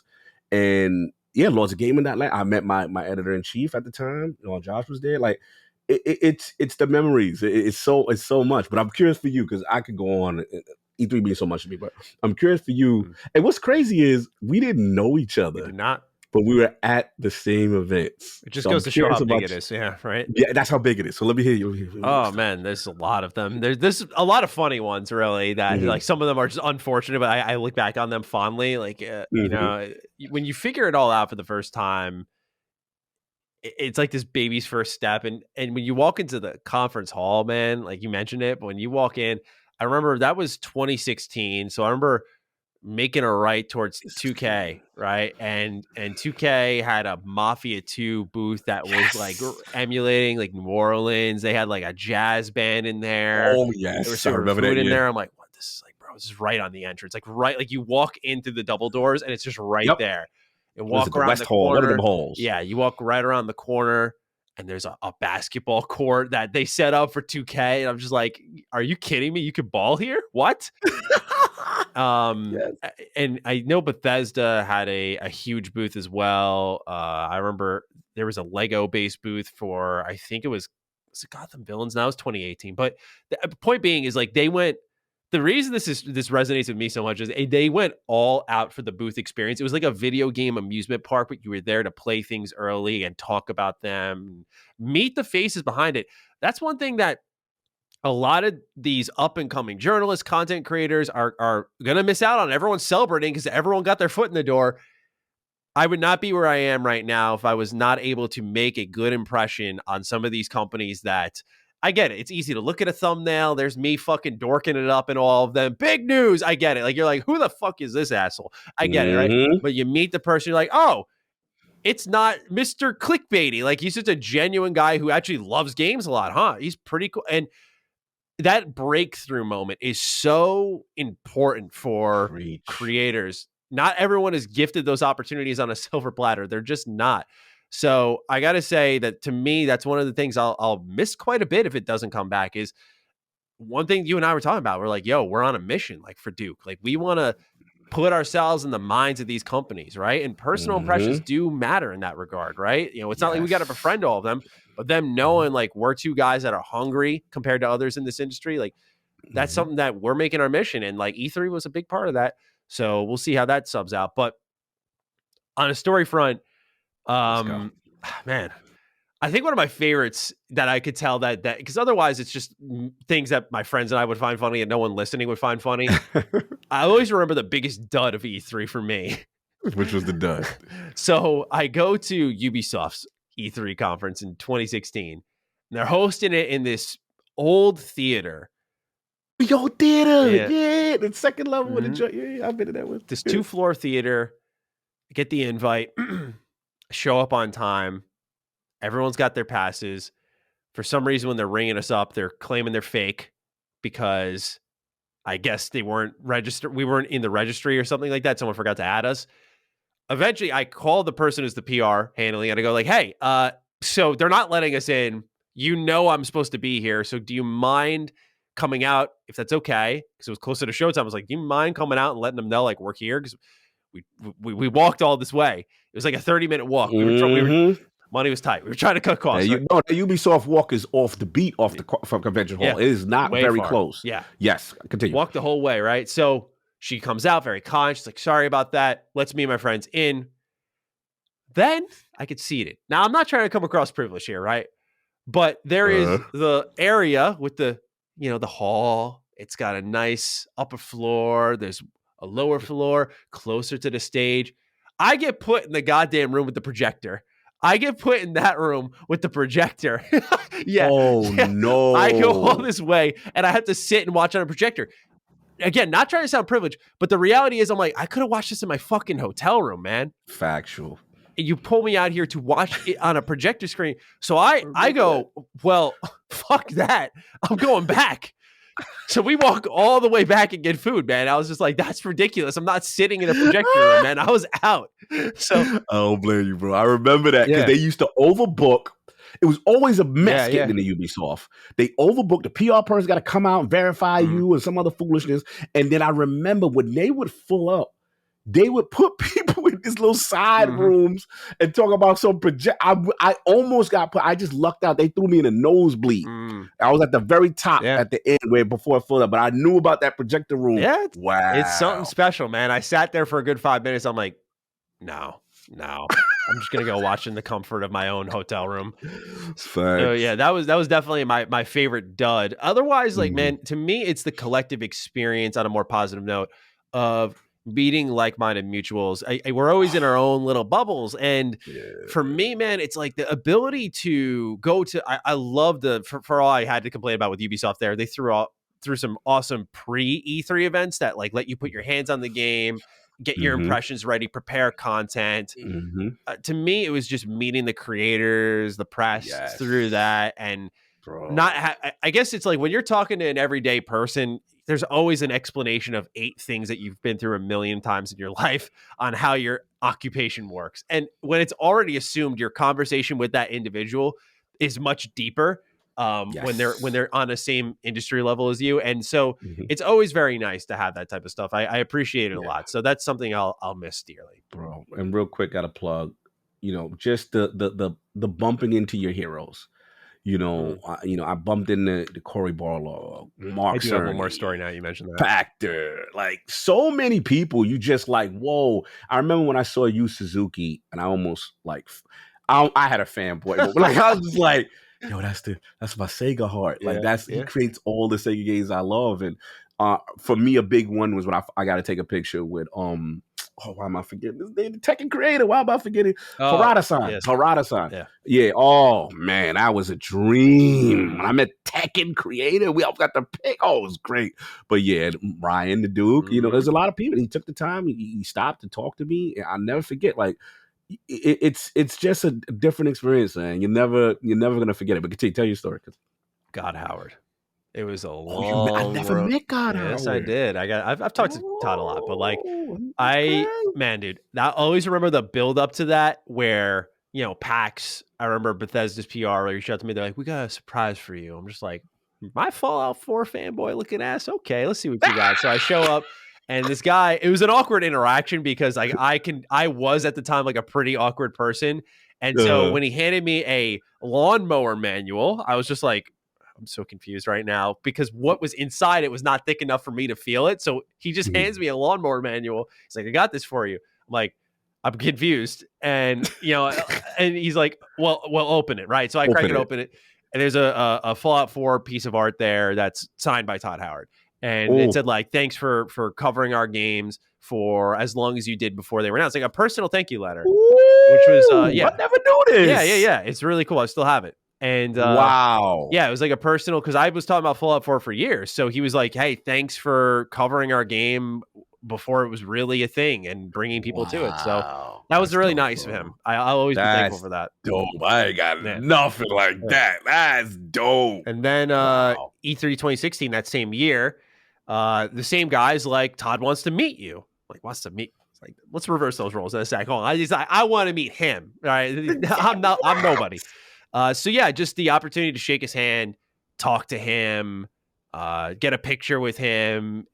You know, it was just, you know, incredible. It really was. That's dope. And to continue that like throughout conventions and see him and bump into him, and it kind of became normal for me, where I was like, what's going on, Todd? What's up? You know, that was cool. That was cool. You know, because you mentioned here, I was like 100%. Like if I were to say the way I design, I'm envisioning my studio's future, it's like I 100% try to embody all the Todd Howard energy within me, man. Like I watch this guy.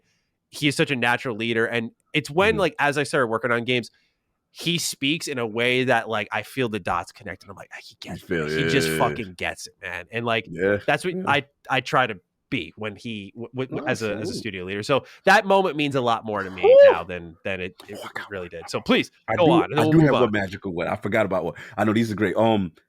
I gotta shout out Mike Ibarra. When Mike Ibarra was one of the VPs of Xbox, and I ended up being cool with him. He's really a gamer. People don't realize like he's really a gamer. So we ended up getting connected through Destiny or whatever. He plays Destiny PC, whatever. Cool. I was playing in the PC at the time. Anyway, E3 happens. I'm walking around in the convention hall. I'm doing my little coverage, whatever Xbox section, going from section to section. Then I'm bumping the mic. He's like, "Hey, what's up?" I'm like, "Hey, what's up?" So he goes, "So what you doing?" So I'm like, "No, just getting coverage." He's like, "Yeah, you want to see I think it was Gears 4 announced." No one's seen it. So I'm at it. I'm like, and this was like the VIP closed super media you could only get access to. And we were not that. Wow. So he was like, yo, come in. Bro, I got to see that joint behind the scenes. I lost my mind. And the second time was really cool because this was around, I forgot what I'm going to say. When did Xbox One X drop? I'm going to say 2018? Yeah, that sounds about right. 2017, 2018. 2017, 2018, whatever year it was. And I never forget, like, we're seeing the Scorpio, and then that's when they were letting you run around with the chip. And like I had the chip, and like we were meeting with the devs and the hardware guys, and that was really cool. Nice. And it was very, very bougie. Yeah. I was gonna say, man, you get the super media VIP section. Yeah, you. I still have those pictures. It was very, very bougie. I was feeling myself. So yeah, those moments with Ibarra and a lot of the execs was really cool. And I will say this: people give Xbox a lot of credit, but their execs, they're very approachable. They're very, especially the FanFest type events, very approachable. So I always salute them for that. Yes. With that, let's move on to number 6. There's so many stories. We can make a whole show about. No, we can make a whole show with that. A new Tomb Raider game has been confirmed to be in development at Crystal Dynamics. This was revealed during the State of Unreal stream, where a plethora of game developers gathered to discuss the potential and possibilities brought to them through Unreal Engine 5. The announcement arrived via Tomb Raider franchise general manager Dallas Dickinson, who did not point to any form of release window, gameplay imagery, or really any indication of what the game may be. He just said that the team is shooting for a high-quality cinematic action-adventure experience and to push the envelope of fidelity. Cog, I thought this was interesting because of what's going on with Perfect Dark, and now you see them doing this, and there was also a little bit of something happening on the Avengers front, so this is a busy team, and I guess I was looking at this through the initiatives perspective. I'm like, after you lost a lot of your team, you thought that the workload for Crystal Dynamics had increased, right? Because what are they working on? Now they announced they're working on this, obviously very early in development, probably conceptually. They never specified, but obviously very early. Does this to you make you wonder where the Perfect Dark game is at? And of course, how many people are really working on it? I don't know. This is such a confusing situation to me. Like, it's fascinating. Their first game is going to be huge, by the way, just because of like, what is an initiative video game? Yes, we need to know what that is, right? I think why the Crystal Dynamics thing is so confusing to me because we were led to believe the impression was that they had nothing going on, and Square is like, we're done with you. We're going to take this bag from Microsoft and you go help them do whatever they do, right? And we know the relationship with Gallagher at Initiative and Crystal Dynamics. But then you hear about a new Tomb Raider game. So clearly, Square not done with them. Yeah. The way I'm looking at it, like Square still, so they're not on the outs as much as I thought, right?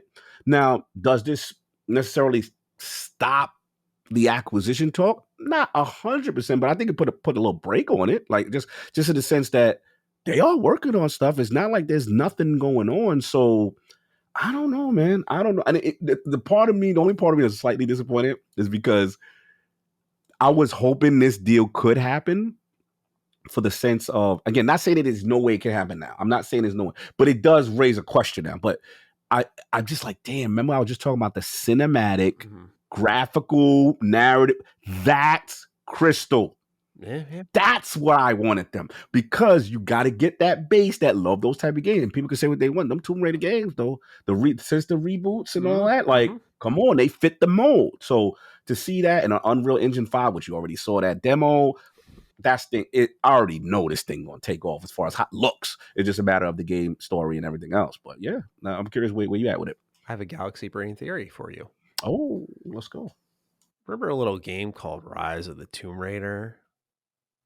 Yes, I do. A very controversial game. Yes. You remember what happened with that game with Crystal Dynamics? Very controversial time. Right. To explain what happened. My Galaxy Brain thought, well, Rise of the Tomb Raider was a timed Xbox exclusive when they were looking for their answer to Uncharted. We've seen this relationship with Crystal grow closer and closer. They announced a new Tomb Raider game. Square appears to be washing their hands of them, maybe. I'm just saying there's an association there. I don't know if anything's actually happened, but I'm just saying, in my head, I'm like, this doesn't necessarily push them away from Xbox as much as I think people could be imagining. Again, this could have been so catastrophic to them. They're like, we'll never do that again. But I digress. It couldn't not come to my mind. That said, for a brand new Tomb Raider game, I am very excited. I thought that this trilogy was excellent for them. I'm looking forward to more. And I feel like Avengers, again, it was a Platinum Games moment, right? Where they got put on a live service game. Same thing with Crystal Dynamics. It's like, this isn't the type of game you make, and you made certain games very well. Go back to that. So I'm excited to see them get back to their A game, I imagine, with Tomb Raider. They treat that franchise very well. So I'm excited for that. Yes. All right. Number 7 coming soon to Xbox Game Pass. Available now is Cricket 22 for cloud and console, as well as MLB The Show 22 for cloud and console, day 1. Then Chinatown Detective Agency arrives April 7th on cloud, console, and PC, day 1. Dragon Age, Plants vs. Zombies Garden Warfare, and Star Wars Squadrons all arrive on cloud April 7th. Life is Strange, True Colors arrives on cloud, console, and PC, April 12th. Panzer Corps 2 arrives on PC Game Pass on April 12th, alongside The Dungeon of Nahilbuk. And then lastly is Lost in Random on cloud, console, and PC, April 14th. Cog, anything here standing out to you, sir? Or would you like to wait maybe to talk about one of them? Well, wait to talk about one, but it's definitely some standouts, man. I kind of want to check out, just by name alone, Chinatown Detective Agency. That sounds really interesting. I know nothing about it, but just on name alone, I'm like, yeah, that's my next Game Pass pick of the litter right there. It's like, I'm right now, I'm in Weird West. I'm going to get that done, and that's the next one I'm going to look at and be like, what is this? I've never heard of this one. Exactly. So pretty good stuff. They are still providing content as we get closer to the summer, where I imagine we'll get a better picture of what's going on for the second half of the year. We'll talk about more for a certain game in just a moment. Let's move on to number 8, and then we'll get into that. Halo Infinite is getting a Battle Royale Lite mode, Last Spartan Standing. This is picked up by the Twitter account Delta Hub, where offline you can see that the mode is currently active. The in-game description says every Spartan for themselves, level up your loadout by earning personal score to be the last Spartan standing. Windows Central Gaming's dad of Xbox, Jez Corden, reports that a much larger Battle Royale mode developed by Certain Affinity, codenamed Tatanka, will launch much later on. Now, this mode is coming out with Season 2 content, but Cog, how are you feeling about what's going on here with Halo Infinite's Battle Royale situation? Apparently, this game could not last without it. Were they right? It would have lasted longer if the game was launched when everything was ready. Yes, It's just I agree. they just we already beat that drum We and have. nauseam. But look, I'm actually excited about Battle Royale kind of like officially / unofficially being announced. Mhm. It's something they need to do. They have to adapt with the times. And the thing with them is hopefully it's just not too little, too late until they start fixing things and getting Yes. people back interest because it's bad out here with these numbers I'm hearing. Like I Yeah. haven't checked them recently, but I've heard every time I see like a little news clipping, it'll be like streamers are upset and they've gone to another game because of this and this guy, Halo players are upset. I just keep Mhm. hearing that title. Halo players are upset and they're doing Never this other positive. thing now. Yeah. Yeah, it's just like not positive news. Then I see 343 responds to say we understand the frustration and yada yada. So they better get it together. Yeah, Because they're at an average of 6K players a day or an hour at as of March 22. So they are wow, really falling off because before that it was 11K average players for that month. less than this. Whew. Yeah, Yeah, man. not pretty. Yeah, man. Listen, they got to bring the content. I'm excited for the Halo Infinite, the battle royale mode. I think it could work, and I'm just looking forward to it. Just get out the content, man. Get out the content, bro. Yeah, yeah. I don't know, man. I need more than just this. So for me, it's cool to see. But I'm excited to get back into Halo Infinite when they start dropping more content. It's good to see this for the Mm-hmm. larger battle royale mode. I find it interesting. It's being developed by another team. It just kind of shows, Mm-hmm. I think, what kind of position 343 is in because 343 is gigantic, by the way. So the fact that Yes. they got someone else developing a new mode just shows like how far behind I think they are. So I'm excited to see when this game hits the ground running, but I think it should have been much earlier. As you said, we beat that dead horse. So for me, it's hard to Yeah. get really excited for this, but I am looking forward to trying out all of the season 2 content in May, provided it doesn't Yeah. get delayed, which they're claiming it won't. Yeah. We'll see. All right, Game Pass / Back Compat pick of the week this time. It's you. Your bat's at the ready. Let's hear it. Swing batter. Let's go. Mm-hmm. It's that time. MLB the show. Man, it feels so good Mm-hmm. to have the best simulation baseball game in Game Pass day and date. It just feels like I'm getting away with something because Yeah. this is just, it's so good. Yeah, man, they're back. Now, look, I will say graphically, didn't notice too much differences, you know what I'm saying, from last year. But I do like one thing about the show that I really love is the way they introduce you now. They've been introducing people with tutorial system with the hitting styles, the pitching styles, fielding styles, and so on and so forth. And what I feel they do a better job this year is really with even voice telling you what the pitching style, like if you pick pulse pitching, what it's going to do, how it's going to Mm-hmm. react, the reticle, that kind of Yeah. stuff. So I love that. What I like also little subtle things. I'm a person, I like very little subtle features. I do like a broadcast level display because I want my joint to look like his team. Yeah, of like course. you know what I'm saying? I want the extra cinematics. I want the walk ups. I want when they, Mm-hmm. I want that All the baseball. personality. Yeah. Yes. And that's what it has. So the thing that I liked this year, which was different, is they have their normal two-man commentary team, but they ever have a regional broadcast option now. And now what I was hoping for, we get that Gary Cohen, that how he rolls, but that's asking too much. As a Met fan, that's asking too much. Bro. So it's some other local dudes, whatever. But it was an energetic cast. You know what I'm saying? I was like, okay, this is cool. This is different. So if you're tired of the tried and true MLB the show announcers, they have this regional thing going on. I will say it's still by far the best baseball game. It's not even close. I went right into my March to October mode, Yeah. started off, went there, you try to get your first win of the season. And then based on that, basically you start off with this little flame icon that lets you know the hotness of the team. As this circle gets larger based on the defeats that you do, will continue the simulation success. Mm-hmm. So what has happened, like I said, it says like it'll give you like multiple chances to advance or decrease that meter. It'll be like win your season opener, pin a loss on a division rival, that kind of stuff. And again, for people like me who do not have time to play 162 games like Solve, this is the perfect mode. Now, here's the only caveat. Again, I've said it before. There's going to be times when March to October, put you in a situation where it'd be like, we're fast forwarding to the 7th inning and you're down by 1 and you're like, damn, you know what I'm saying? Or like you're bottom of the 8th and you're down by, and you're like, all right, come on. Then sometimes they'll put you in a situation, right, protect the lead, do this. Sometimes they'll say, hey, you only play as this one player, almost like a road to show mode, and you can try to boost his attributes based on your performance in game. It's one of the most interactive, fun experiences. You could breeze through a season probably you probably realistically play about maybe 25 to 30 games total. Nice. And then you beeline to the playoffs. But it's perfect for me. I'm going to try the other mode stuff, but I went right back into my home base. Man, Nice. MLB The Show's back, and they got the perfect cover athlete. I felt like, perfect cover athlete. And the Mets looking kind of decent, man. Too bad they're a little injured right now, but Scherzer and DeGrom at the top. I was playing with, what's the boy? No Conforto, but we got Marte on the side, whatever. Jeff McNeil and the crew, and you know what I'm saying? We're looking good this year. Despite what's happening to DeGrom, I'm feeling pretty good. That's why you sign a Max Scherzer, right? So that when DeGrom goes down, because he's made of glass, that you got someone there to back him up.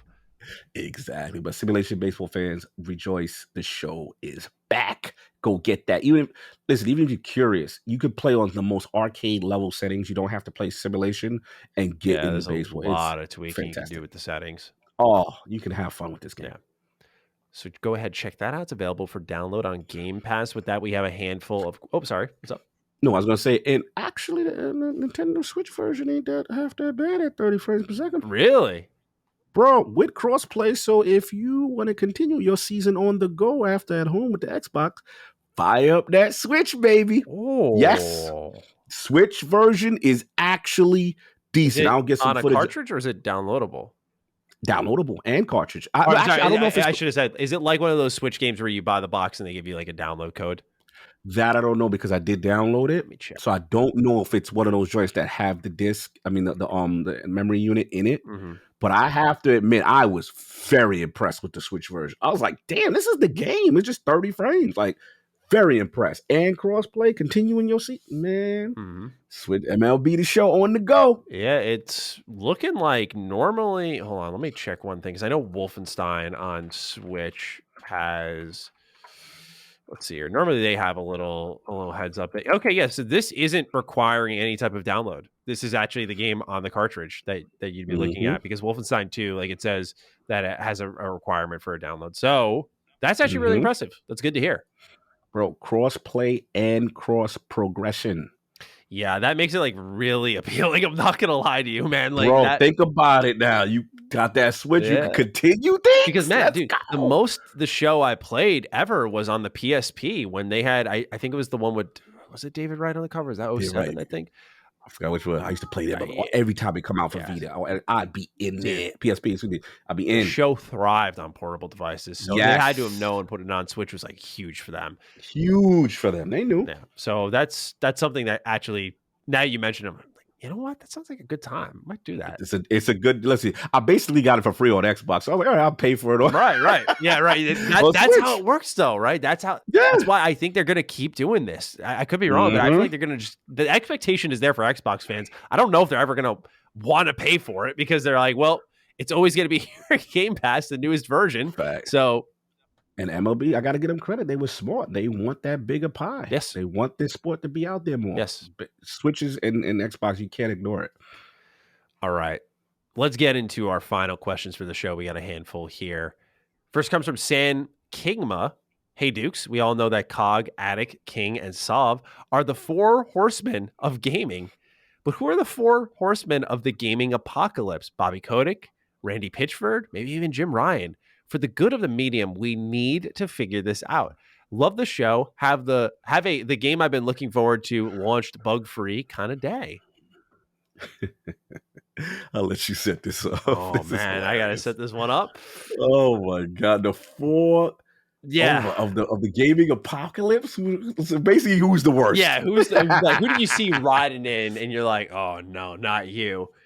Oh. I think we want to throw out. I want to throw out candidates first. I think Sam hit a lot of the major ones, right? A Bobby Kotick is up. We got to steal that answer. That's 100%. Like, that man is riding front and center, right? He's leading the charge. I'm trying to think beyond that, because, there's Because a lot of this is personal opinion, right? Like, This personal who do you opinion, like? clearly. Who do you dislike? Don't like, yeah. Because I think, like, as an entity, this is a little easier. Like, I would put Kotaku as a brand just riding in with their big K on the flag. Yeah, their whole publication just coming in hot. 100%. I'm going to put Kotaku in the four horsemen of gaming apocalypse. All right, if you're doing that, I'm put what's them blogs that don't be letting us get the articles on? N4, what them dudes? Them N4G. Oh yes, yeah. All that. Yeah. Ugh. Yeah. Man. Let me see. We got to pick a person, right? We got to pick a person. We got to isolate someone. Who we gonna isolate? Who when they come out, you roll your eyes. It's hard for both of us because you and I are pretty positively skewed people. So, like, in the moment, I'll get annoyed by something, but I'm very much like, okay, that's done with now. Yeah, I'm over it. I get over it really fast. So, who's someone who grinds my gears? You know, I feel like if he wasn't running such a successful show, you could argue Jeff Keighley. You could like throw him in the bunch there, just because of the heinous actions he's performed year over year with his promotions. But I feel like that's unfair. I feel like that's unfair. He's doing it is unfair, but you could. I'm trust me. I'm not gonna sit here and shoot. Nintendo. Really? The whole wow. Let me hear this. Bro, their subscription services, their dog shit treatment of their fans. They don't care about you at all. They really don't. Like, Nintendo Online, especially. Yeah, Nintendo Online. They're living in the Stone Age. They're expecting to pay premium price tags. Like, at least PlayStation ponies up with really high quality stuff that's long and meaty. But like, my God, with Nintendo, it's just like so hit or miss to me. There was one, but he's not around no more. Well, it's two actually. I just thought about. They both not around no more. Don Matchford. Oh yeah, like right as you said, he's not around anymore. I'm like, it's got to be Don. I'm gonna throw a surprise one. Sorry, Fable Fit. Peter Molyneux used to be on some foolishness to me, man. Y'all remember that demo? It was from Project Natal, and he was talking to the little boy and Milo and all this stuff. I was like, yo, this is real. You could do a real life simulation. And I'm not gonna front. That man can sell water to a whale. Like, he knew how to promote something. I will give him that. Yeah. But I always felt he bloviated way past what that game can actually do. You know what I'm saying? And he just had this thing about him. He's a smug thing about him. Like, I don't know, he just rubbed me wrong, and I just didn't buy in. And I never forget, because people are like, yo, that Project Natal is real. I'm like, yeah, where's it at? Where's it at? When is it coming out? When are we getting our hands on it? And it never came. Yep. That's a good one. Yep. I forget. Those are my two. That's a good pick. All right. Well, I think we've established likely an 8-man Horseman, a gaming apocalypse. Yes. So I think we're covered there, Sam. Yes. Let's talk with 7 a.m. Cafecito. Howdy, fellas. Hope all is well. What's the funniest toxic multiplayer encounter y'all have ever had? Maddie, I see you've been grinding some League of Legends, so I'm sure you've gotten a taste of that sweet toxicity cog. I've been watching some gamer rage compilations and have seen some rowdy Destiny 2 clips. I myself do not rage, so I find it absolutely hilarious when people lose their minds in these games, especially in League of Legends. I've been called all sorts of names and even been threatened with physical violence, but these folks don't know I was seasoned in those early 360 Modern Warfare 1 and 2 lobbies. Keep up the great work, y'all. Easily the best podcast out right now. Thank you. Salute, 7 a.m. Cafecito. Yo. All right, first of all, salute to him because he's an OG. Yeah. He came from the Call of Duty 360 lobbies. They made men out of a lot of people. Yes, they did. If you survived that era, man, that post-match talk, brutal. Woo! Search and destroy, man, I can say in between rounds, man, it was brutal. In between rounds, anyway. So salute to him on that. Rage for us. There was a thing. There's stories that have resulted in violence. Right? I am ashamed. I was partaking of it. Oh, you weren't throwing hands. But like I was, the homies would come over, and I'm not gonna name names, but Tekken was definitely one of them. I remember someone broke their bike and slammed it over their head. So put over there like that. Holy shit. Someone may have got knocked out over cheesing moves. Yo, Allegedly. that's intense, man. Yeah, I had to break up fights. Like we had to kick them out of the house. Like, bro, y'all doing way too much. Like, calm down. Nah, after you know what I'm saying. I told him he always using that same move. He ain't. So he And I'm throws a like, punch. calm down, bro. Like, yeah. That's Whoever's funny. listening knows who they are. So we're not gonna say that. But yeah, I think rage.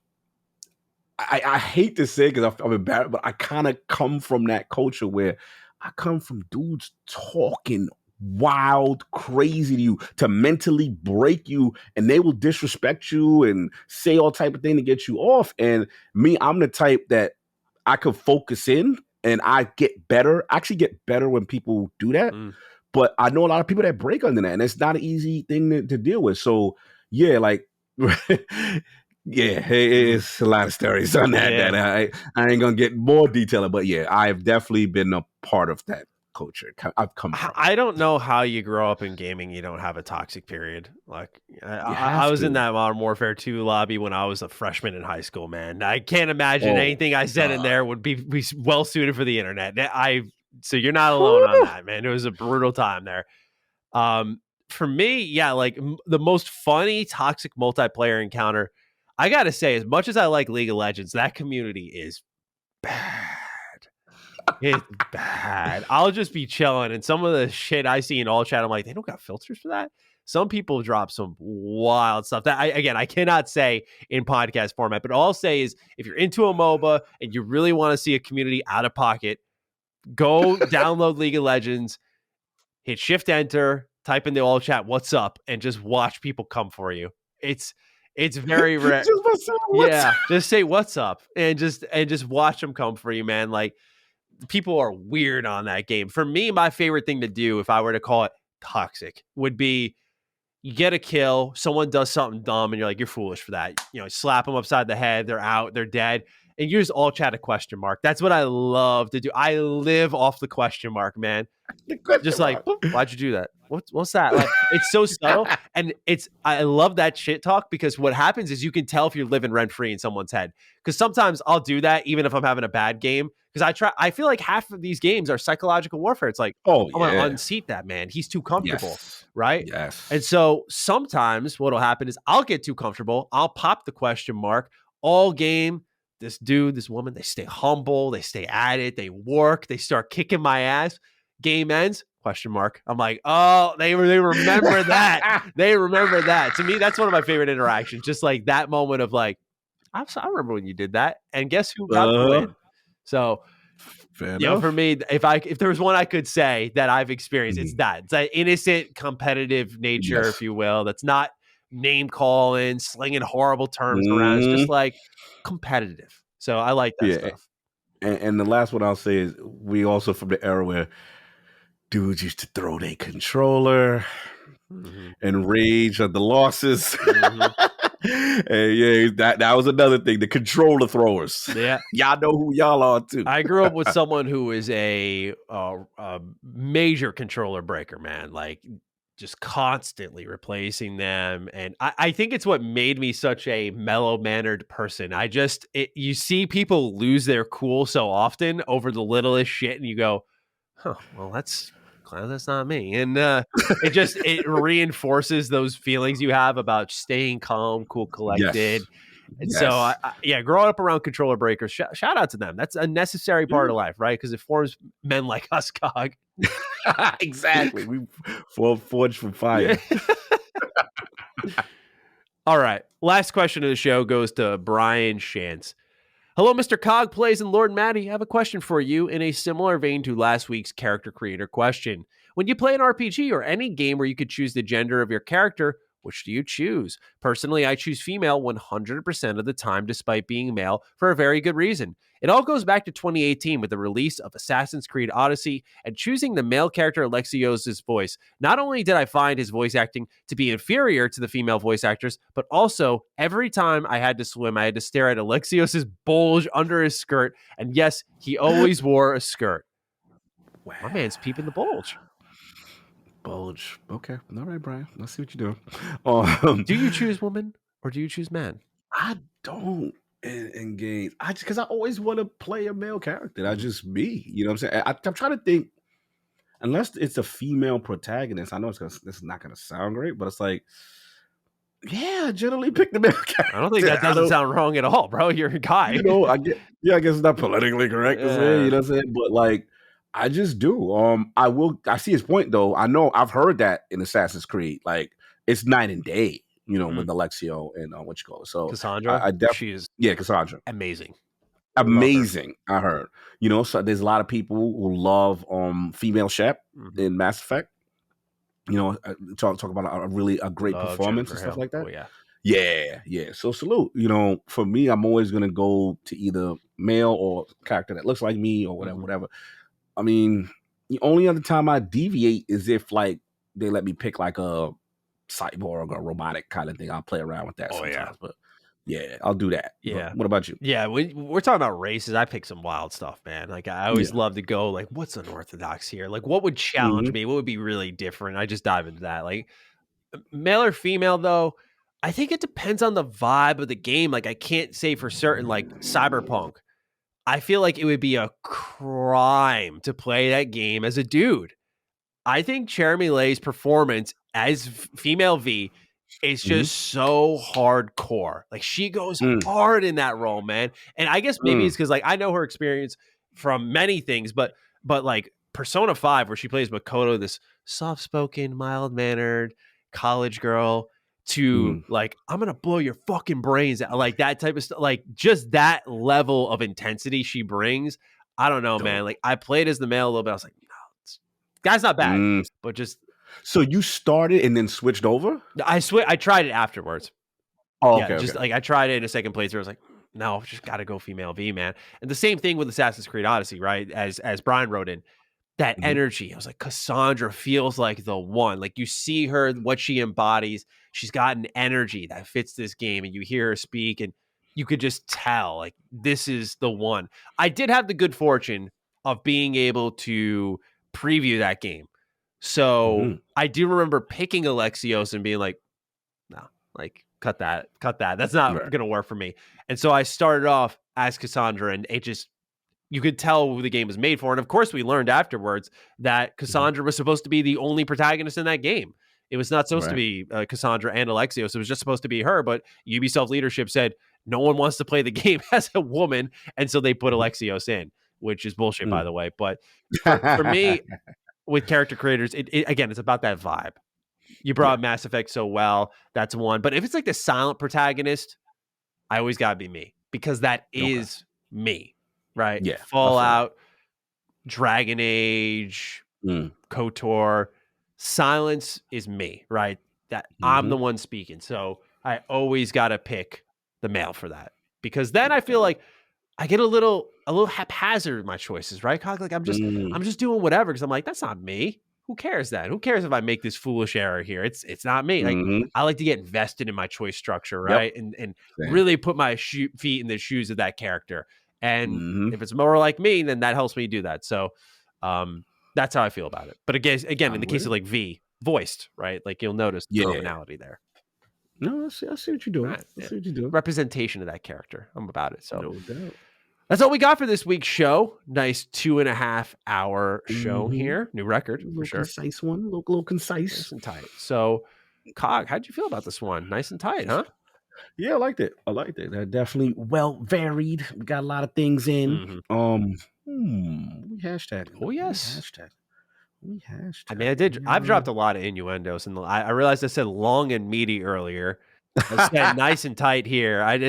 Yes. I We got. definitely. And you know, it's been Yeah, strong. this has been a really strong past 20 minutes for me. So it shows that my clock is expiring as my podcast You ability ready? declines. So You good. I'm trying to think though. What we going with? This was is a very varied one because we did finally get the remix with Game the Pass price hike, man. We gotta sink our Game teeth Pass, into right? that. Yeah, we've been Yeah. that's been coming for a while. Pay up, Mm. DD. Pay up. Yeah, Pay up. pay up. Yeah. Pay up. It's coming. It's Yeah. coming. Pay up, DD. All right, you got this deep into the show. Let us know what the hashtag pay up DD That'll be whether you want on Twitter at G27status, at Lord Cognito, in the comments on the Patreon post. We just want to hear from you, know your thoughts on the show. Use the hashtag. We're looking forward to interacting with you, Cog. With that said, any final thoughts, or shall we wrap this one up and start our journey to episode 67? Yes, another fire episode with the Dukes. Pay up, y'all. You know what's coming. Speaking of which, patreon.com /StanMedia. Yes, I see y'all on them tiers. I like to see that. That's good. Absolutely. So with that, ladies and gentlemen, we'll see you for episode 67. Take great care of yourselves, and peace out. Defining Duke, an Xbox podcast, is a product and trademark of Last Stand Media and Colin's Last Stand LLC, and is recorded from the United States of America. The show is conceived by Matthew Mr. Matty Plays Schroeder and me, Colin Moriarty, and is written and produced by Matthew Schroeder. Matty's co-host is Barry Lord Cognito Eversley. Defining Duke's executive producer is Dustin Furman, and the show is edited by associate producer Ben Smith. All of Last Stand's theme music is by Ramon Narvaez. As you know, all of Last Stand Media's shows, including Defining Duke, are fan-funded on Patreon at patreon.com/laststandmedia. The following names are at the producer support level on Patreon, and we're thankful for your kindness and generosity.